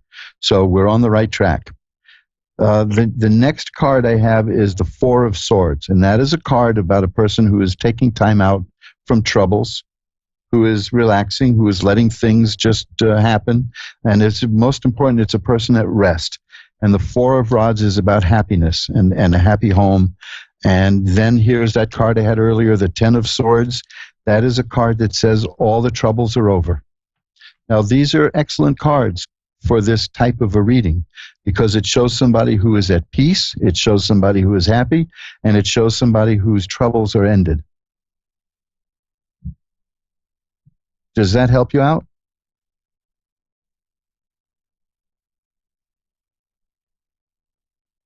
Eric, are you with us? Have we lost Eric? Okay, well, I guess we have lost Eric. But let me say, in case Eric is listening off the air, that is a very positive reading, and I'll explain it to you. The High Priestess card means that we are getting a message from behind the veil. The Four of Swords means we're talking about a person who is in repose, who is resting, who is now, things are going easy. The Four of Rods, that's concerned with a happy home, which means the person has found happiness. And the Ten of Swords, while this usually relates to a living person saying that the troubles are over, that the worst is over, in this case, of course, it means the same thing, but we apply it a little differently, which is that the person has found peace and contentment where she is. And I find that a very positive, upbeat message. And if there's anything else that you need, you can drop me a line. Please do. I'll give you my email. It's asktarot@earthlink.net, ASKTAROT @earthlink.net. If you want to get in touch with me off the radio, that is absolutely fine. And that email goes for everybody else. Look at that. I'm so old. I almost said that number. That email goes for anybody else because you're not all going to get through tonight, people who want to. So I always welcome contact from the Ask One radio audience. And again, I'll give you that email, asktarot, ASKTAROT @earthlink.net. And Eric, I hope that gave you the answer you wanted. I found that myself a very reassuring reading. Lucy in Huntsville, Alabama, you're on next. Hi, Lucy. Lucy from Huntsville, are you with us? I am. Oh, good. I freak out a little bit. It's very funny because here we are. I'm using tarot cards, which go back hundreds and hundreds and hundreds, some say thousands of years. And we're using state-of-the-art computer technology and satellites so that I can speak all over the world and everyone can speak to me. And it's the cards that work more reliably than the 21st century equipment. So go figure. What can I look at for you, Lucy? I have a question about my daughter. I haven't seen her or heard from her in a couple of weeks. I wanted the cards to. Could you tell me if she's going to be coming home soon and if she's okay? And yes, I'm going to shuffle them up now, and we'll take a look. This is exactly the kind of thing I was talking about earlier, in that tarot cards give us information and let us maybe take a glimpse at what's going on. So I'm going to shuffle them up real good here and see what we get. Now this is interesting. First of all, I got to tell you, one of the cards I have here is the Wheel of Fortune, and that tells me that the situation is going to be changing. The situation going on now is changing. I'm looking at your daughter now, and I'm seeing conflict and struggle and pain. Now, 3 of these cards are sword cards. 2 of them I had for the previous reading also, and they have cards. They change their meaning depending on what's around them. So first I'm going to give you the kind of dark part of this. The 5 of Rods is about conflict and fighting. Was there a lot of conflict when your daughter was around? yes, a little bit of a conflict, but it wasn't. Okay. It wasn't anything big, to cause something like this. Yeah, that's the 5. That's the 5 of Rods. The 5 of Rods is not about like warfare. It's about day-to-day conflict. Sometimes it could mean like office politics, but it's that kind of. It's just like irritating things that get in the way. The 9 of Swords is a card of great. The 9 of Swords is a card of great sadness, and I see that she was feeling very sad. Now, what I see here, these are the 2 cards that came up before, but now see they're going to have a different meaning in this reading. There's the 4 of Swords and the 10 of Swords. Now, the preponderance, there's 3 sword cards here, which means strife. So, and that's confirmed by the 5 of Rods, which is mitigating it by telling us it wasn't terrible strife, but it was strife. She feels sad. She feels lost. She needed some time out. That's what the 4 of Swords is. It's about a person who wants time out.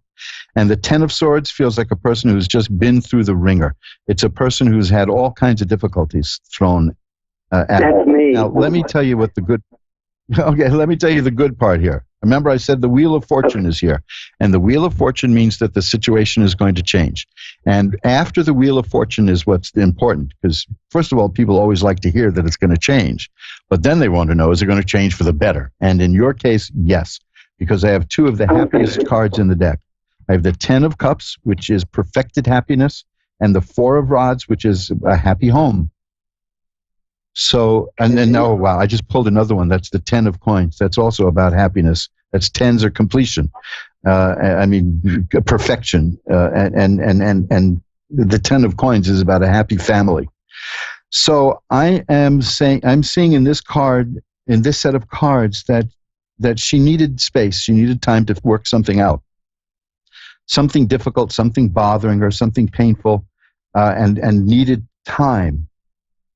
The Wheel of Fortune is a mixed blessing in this case because it's telling me that it's going to work out well. Does it have a time after frame? the Wheel of Fortune, that's the mixed blessing. I can't tell you the time because that is going to hinge on a lot of things that are yet to come. But what the cards are saying is, and this is what you should keep in mind as things get difficult for you, and they may, okay? I'm not going to pull any punches here. They may get difficult. Overall, it's going to be really good. So I think that she's going to work this out, whatever it is. Here's another card, the Seven of Swords. I'm getting a lot of sword cards here for her. Somebody treated her unfairly. That's the Seven. Somebody was sneaking around, cheating, doing something wrong, and she just needed some time to get away. I'm seeing that the end result is good. I don't see anything in terms of the time. Now, let me put it to you this way, and I want to be very careful that I'm clear about this. In a longer reading, I could give you more information about that. However, I'm not selling you a longer reading. You know, I'm not trying to do a sales pitch, but I don't think you need a longer reading, because the cards about the resolution are so good and so happy. Yes. Now, if you want, what you can do, and I wish you would do this, is give it a few weeks and then send me an email. You can get me through askoneradio.com. You can find me through magic-works.com, MAGICK. You can go online and search for Reverend Elliott's Magical Window. You'll find a way to get in touch with me. My email is asktarot@earthlink.net, but there are contact forms at my website and all kinds of places. Drop me a line in a few weeks, and I'll pull some more cards for you free of charge so that we can take a look and see what's developing. Okay, because I don't want to leave you hanging, you know, because I'm giving you, like I said, a mixed blessing here. I see that for her own reasons she had to get away for a while, and I see that that's going to change, and there's going to be happiness and joy, but I can't tell you about the time frame because it depends on her. Now, I could do it like I said, I could do it with a longer reading, but I don't think you ought to be paying for that because all it's going to do is really. It's just going to, I know that from these cards, it's just going to tell me that she's going to still need as much time as she needs. If you want to check with me in a few weeks, update me, let me know what's happened, and we'll look at the cards and I'll see if we're getting any closer to that. And for that, we'll just continue this reading. We'll consider that a continuation of your free Ask One Radio reading. How's that? That's awesome. Thank you so much, Reverend Elliott. You gave me hope. Okay. Good. And listen, don't be shy about contacting me because I know that people will say they're going to contact me for follow-up and then they think, well, they're bothering me. But remember, I asked you to do this. And remember also, it isn't going to cost you a nickel. I couldn't in good conscience funnel you into a situation like this and then demand money from you. You know what I mean? Yes, that's one of the difficulties I've been going through. I've been through so much, and then my daughter doing this, I just, and I try to stay positive, and but it's really hard, and you gave me a lot of hope. Well, the cards are hopeful. Thank you. The only thing is the timeline. So you get in touch with me in a few weeks, or whenever you want to, and we'll take another look again, and we'll see, because these things develop all the time. And I will be absolutely just remind me who you are, and that I asked you to do this because I speak to so many people. So just remind me, and I am at your service. How's that? Thank you so much. Thank you. My pleasure, Lucy. And you hang in there. And listen, I have one last card here for you, and it's exactly what you just said. That word you just used was hope. The card I have is the star, and the star is a card of hope and optimism. So this is telling me that there's reason to feel that. So let's follow up on this, and or maybe it'll all resolve itself, and you don't need to follow up. But when you want to, I'm there. So just you can find me through any kind of many ways, and I will be there for you. Thank you so much. You're my wonderful. pleasure, Lucy. Thank you. And I hope the best for you. Bye now. Thank you. Bye bye. Bye. Thank you too. Now we're going to shuffle the cards up. You're listening to Reverend Elliot's Magical Window, and listen. Here's the thing. I'm more than happy to do private readings for people. There's no secret about my rates. I don't charge by the minute. My rates are pretty low, and everything's negotiable anyway. I mean, I actually had one person argue with me because she wanted to pay more. So, but it does work the other way too. I never let finances get in the way. But in this case, since this reading was kind of up in the air, I can't in good conscience say, lay some cash on me and I'll tell you more. You know what I mean? So that's just, this is what I mean about ethics. Now, speaking of ethics, you get over to magic-works.com and you will see, scrolling down on the homepage, there is a link to the American Tarot Association Code of Ethics. And I am a member of the American Tarot Association. I know that some of the listeners are. I also am on the board of directors of the American Tarot Association. I take that code of ethics very seriously because people are opening up their hearts to a tarot reader. And you got to handle that decently. That's the bottom line. You got to handle that decently. And this is, yes, we magic workers do get paid for certain things. The fees should never be exorbitant. Never, ever, ever, ever. But it's the old saying that a person worth his labor is worth his keep. So, it's also, I'll go into this some other time. Maybe I'll put this up on the website. It's a thing called the spiritual economy. And it's things like Reiki, for instance, which is a Japanese healing art. They won't work if they're done free. That was something that Professor Usui, who discovered Reiki, he found out early on that if it's free, it doesn't work, But there are ways to deal with money. Money should never stand between helping somebody or not helping. It should not be the deciding factor.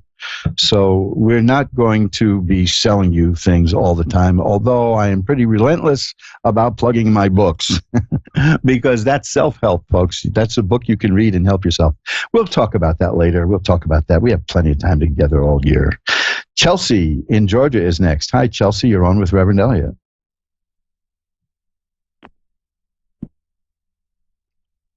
Chelsea, are you up there? I am. How are you? We lost. Oh, good. Skype is acting. We're doing this by Skype and satellite connection, and sometimes Skype can be pretty funny. Hi, Chelsea. I'm doing okay. How are you? I'm doing great. Good. What can I look at for you? I'm sorry, what was that? What would you like me to look at in the cards? I would like to know about my relationship and or my financial situation. Okay, I was going to ask you about money because the first card I got while you were thinking there was the Ace of Coins, and that's about money. And then I have the Empress, which is a fascinating card, and I don't know how that fits in because I don't have that much information. But the Empress is about fertility, either in terms of like children, which is the most literal application of that card, or it can be a person who makes things grow and makes things happen. On many decks of cards, the Empress card is surrounded by wheat and fruit, and it's about making things happen in that regard. Money, I've got a card here also. I've got another money card, which is the Two of Coins, and that is about a person juggling money, trying to make it last, trying to get a new project off the ground, maybe trying to get things to happen. So have you been trying to get something new going in your life in terms of business? Not just yet, which I do have some goals in that aspect, but I've been really struggling with budgeting my money as well, and obviously catching up on some of the things. This is the time where there's a trick that a lot of fake card readers use, which is when they would say yes, I know, when you say it like I'm having money problems. But I did see that here, and I'll tell you how I did. I see the Four of Coins, and the Four of Coins is about a person who is really clinging tight to what the money they've got and stretching it and making it last. And with the Two of Coins and the Four of Coins, that to me indicates a person who is being very, very careful with her resources. And of course, that is generally a sign that you've got to be very careful with it. Now, let me tell you, first of all, I pulled out 7 cards here. One of them was that Empress, about a person who can make things happen. 1, 2, 3, 4, 5, 6 other cards are all coin cards. So money is the primary issue in your situation right now. Right. The thing is, I have an interesting card here for you, which is the Six of Coins. We're going to have to discuss this to see how it works, how it fits in. The Six of Coins is a card about getting money and getting a good chunk of money. The Six of Coins, if somebody is trying to start a business, for instance, and I get the Six of Coins, that tells me they're going to find investors and backers. I see that there's the Three of Coins here too, which is a card that tells me that in your future there is going to be a temporary job. If you're looking for work, there's a temp position that is going to open up. And the thing about that is the threes are about completion of a task. And it's a job that you will do, and you will do well, and it will lead to other things. And after that, that's where I get the card of money coming in. So I'm seeing a storyline here, which is about you getting a job and doing so well at it.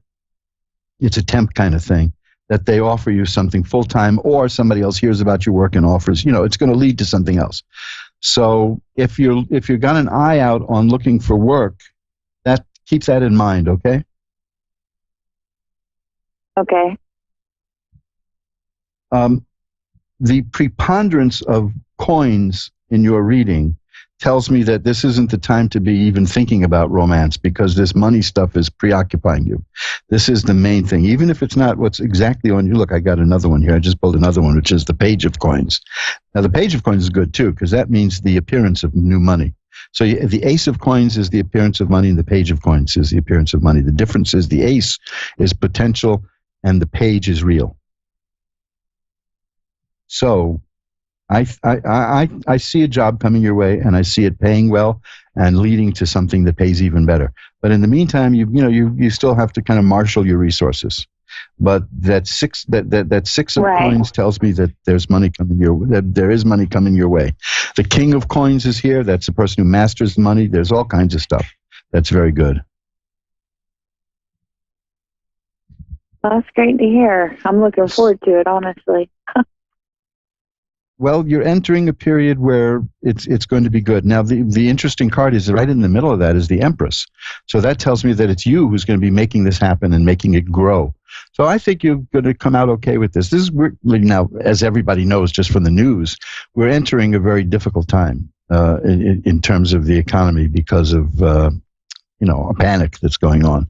That's never a good sign. Right. But we'll get through that. We'll weather that fine. And I see no downside in your cards here. I see that it's just a steady progress. So you're going to get what you're looking for. In the meantime, that four of coins is the one who is very careful with the money. But that's immediately followed by the 6 of coins, which shows money coming in. And all these other cards indicate, especially the Ace and the Page of Coins, that you are going to be in a position of generating money. So it's extremely positive. Okay, keep it in mind.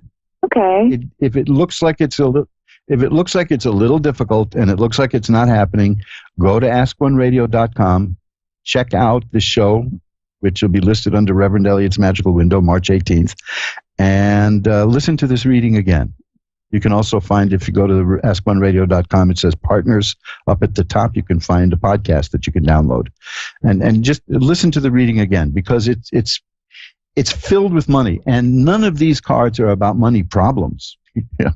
They're about money growing and coming in, and you mastering it. So you're in a good spot. Now, one last card is the Eight of Rods. And the 8 of Rods means something that's in the works now. So I think it's coming your way soon. It's coming close. Okay, I might have an idea what that would be. Beautiful. So, keep me posted if you want. I can pull a few cards for you another time. You can send me an email anytime, and I'll be happy to look at a few more cards. But I think that this period of the money problems is over. Now, when the money concerns are out of the way, I bet you anything that if I read your cards again on the air, we will see the stuff about romance that you wanted to look at and relationship. Okay? But right now, this is the thing that's paramount in your life, is the money. And not asking to pull another card, but if I'm in a serious relationship right now, just kind of, I guess, take it slow and be calm while I focus on my finances, or just kind of separate myself, do you think? Well, I don't think you should cut yourself off, but I did get you asked me that, and I got a cup card. See, that's fascinating. You asked about money and relationships, and I'm getting the cups are about relationships. And that's a card. That's a happy card. So it's just that right now I can't. It's not that you shouldn't do anything about it. So right now I can't see it. I can't. I'm clouded because all I'm getting are coins. So give it a little time. Okay. Well, that's not a bad time by any means. No, it's good. It's just it's not. It's slow, but it's going to come your way. And the 8 of Rods tells me that it's in the works now. So that's good. So Sounds keep me great posted, to me. okay? Thank you. I sure will. Thank you so much. Bye-bye now. And let's shuffle up the cards. You're listening to Reverend Elliott's Magical Window on the Ask One Radio Network, where we get together every Wednesday at 11 Eastern, 10 Central, 9 Mountain, and 8 Pacific to look through the magical window of the tarot. And you hear how it works. You can see the question was about either romance or relationships and money, and all those cards were shouting at me, it's about money. And sometimes that overpowers the other stuff. It's a very frequent occurrence with tarot when somebody wants to look at one thing, but the cards show a preponderance of cards relating to something else, and that has to be dealt with first. But there's no. It's not that this isn't the time for anything in terms of relationship. It's just that in terms of my looking, the money situation is crowding out anything that I could see about any other situation. That's all that means. And it's not a matter of give up on the other stuff. It's just this isn't the time for me to look at it. That's all. But it could be in a few weeks, could be in a few days. Who knows? That's how it goes. If you want to know more about what I do and what I offer and what I can do for you or with you, check out my website, magic-works.com, M-A-G-I-C-K, spell it the old-fashioned way, -works.com. Also, check out mojoacademy.org. Now, there's a fun site. mojoacademy.org is the book site. We got loads of books over there. Some I wrote, some I didn't write. Some I wrote introductions to and other people wrote. But along with the books I wrote, there are some wonderful books there that I didn't write, like Hunches. Now, there's one of my favorites. I talk about that all the time. Hunches is the best book I ever saw about learning how to develop psychic powers. First, you have to recognize what the various psychic powers are, and then, you can see what you can do to strengthen anything that you may have. Also, and I don't have to tell you why I'm mentioning this, you'll know, there's a book there which I cannot recommend enough, called Unmasking Fear. Unmasking Fear. Remember what I said earlier. Fear and spreading fear is the way certain people control us. Don't be afraid. Don't be afraid unless there's something, like you wake up in a dark alley and you don't know how you got there. That makes sense. But to live in a perpetual state of fear, and that is exactly what a lot of people want us to do, is to live in a perpetual state of fear. You're going to grind your health down into the ground by doing that. And I will, at my Facebook page, I already have this at my site, magic-works.com, under Healing Power. I'm going to put up a video that shows, like I mentioned earlier, how an abnormal state of fear, not healthy fear. Healthy fear is good. It lets you know there's danger present. An abnormal fear becomes terror. And you don't want that unless you paid a little bit of money to go on a good roller coaster or you go to a movie. Sometimes we want terror. We go to the movie. See, that's how fear is. As human beings, it's a normal emotion and we crave it sometimes. Some people just live in a state of fear all the time, and it's bad, bad, bad for you. Laughter is much better. Laughter strengthens the immune system, believe that or not, I'll show you papers on that at my Healing Power page at my website. Laughter and joy and happiness makes us stronger. That's why if I get a bad reading for somebody, for instance, I will keep them on the phone until I get something good. Now, like I said, I have a set fee for each reading, so I don't keep you on there to charge you more. I don't ever charge more if the reading goes longer. For the private readings, it's only the price we agreed on. And if it goes any longer, that's my decision. But it's my responsibility. I can't say, well, look at that. The cards show that your life is falling apart. Talk to you later. No. It doesn't work that way. Oh, man, look, we're coming around the bend here to the, I shouldn't have used that. That's a British expression for going insane. We're coming around the corner here to the end of the show. So let's get in as many readings as we can. Courtney in Madison, Wisconsin, you're next. Hi, Courtney. You're on with Reverend Elliot. Hello. Hi, Courtney. How are things in Madison? Fine. Well, let's see if we can make that a little better. What can I look at for you? Relationship. Okay. Are you in a relationship now? No. Okay, well, let me just shuffle up these cards because I'm getting some interesting stuff here. Just give them a good shuffle while thinking about what you said, and try to get the energy into the cards. The first card I've got, and this has come up several times today, and it's a dynamite card here, and that is the Wheel of Fortune. And the Wheel of Fortune is the card that says that the situation as it is now is changing. It's going to change, and you want things to change, right? Yes. Okay, get a load of this. I'm sorry, I keep talking like that because I've been watching a lot of 1930s Warner Brothers movies. I mean, next thing you know, I'm going to begin everything with say, listen. But listen, this is good. The Four of Rods, that card means happiness and joy and a happy home. The Six of Rods is success and triumph. In other words, getting what you want. Now, the Six of Cups is here, and that's an interesting one. The Six of Cups, when people ask about relationship, that can sometimes mean that somebody from your past who you had been involved with is going to come back into your life.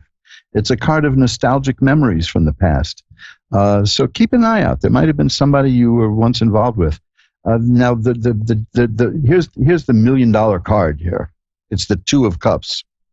The Two of Cups is the card that means a new relationship is coming. Or if somebody is in a relationship, it also means that that relationship is going to reach a new level. But this tells me that there is a relationship coming for you. And then again, I've had this several times today, the Star. Now, I'm glad that that card has come up a few times tonight, because the Star is about hope and optimism. And right now we're in a time when there are a lot of people who are very highly paid who want to get rid of all kinds of optimism and hope, and they want us to be scared. But I'm seeing the situation as it, and then I've got to run. I'm sorry, but I'm at the end of the time here. But we still have a moment or two here. The Wheel of Fortune tells me that the situation you're in now is going to change. The Four of Rods tells me it's going to be a very happy change. The Six of Rods tells me that it's going to be a successful change. The Six of Cups tells me that there may be somebody from your past, or someone you had once been involved with. Sometimes it goes back to very early childhood, is going to come back into your life. The Two of Cups is the card that means a new relationship is coming, and the Star is a card of hope and optimism. So it's looking very, very, very good for you. Very good for you. Do you see a letter or name? Do I see what? A letter or anybody's name? No, I don't. But because I couldn't do that now in the little time we have left. But let me tell you this: you got the 10 of Cups here, and Cups are about relationships. And the 10 is perfected happiness. I see that there's something really good coming your way. You know, it's going to be like that song in West Side Story, something's coming, something good. And it is, although I don't like to use that too often because that didn't end too well in that movie. But it's just take that song out of context. You're headed for a good time. I've got to run. I've only got under 2 minutes left. But I want you to see that these cards are about happiness. And these cards are about joy and success and getting what you want. I'm going to grab one more card here for you. The Seven of Cups. Okay. See, Cups again. That's about romance, and that's about a lot of unfocused ideas. But I'd rather have a lot of unfocused ideas than no ideas at all. So it means there's going to be a lot of options coming your way. You're going to be doing very well in terms of relationship, and you're going to have a lot of opportunities and options. I've got to run now, Courtney, but you are headed for a very good time. I have no doubt about that. My pleasure. Bye-bye now. Okay. And folks, that's it. We've come to the end of another session of Reverend Elliott's Magical Window. We are creeping up to show number 300. I think this is like 292 or 3. We're any day now, any week now, we're going to be doing show number 300. And oh man, I can't believe that. That is just so funny, because I didn't expect it to go that far. I didn't even know if I could do this, I didn't know if I could read cards electronically, over the air, over the satellites, everything. And boy, you see it works out well. Listen, I'm going to give you my contact information in case you didn't get in, because we only have 30 seconds. Ask Tarot at earthlink.net, AskTarot at earthlink.net, and leave off the last T for savings. I'm sorry, I've been watching too much late night TV. And remember, you can always send me an email and I'll get right back to you. The website is magic, magick-works.com. And I'm out of here. So remember, until next week, time flies. It's up to you to be the navigator. Bye-bye now.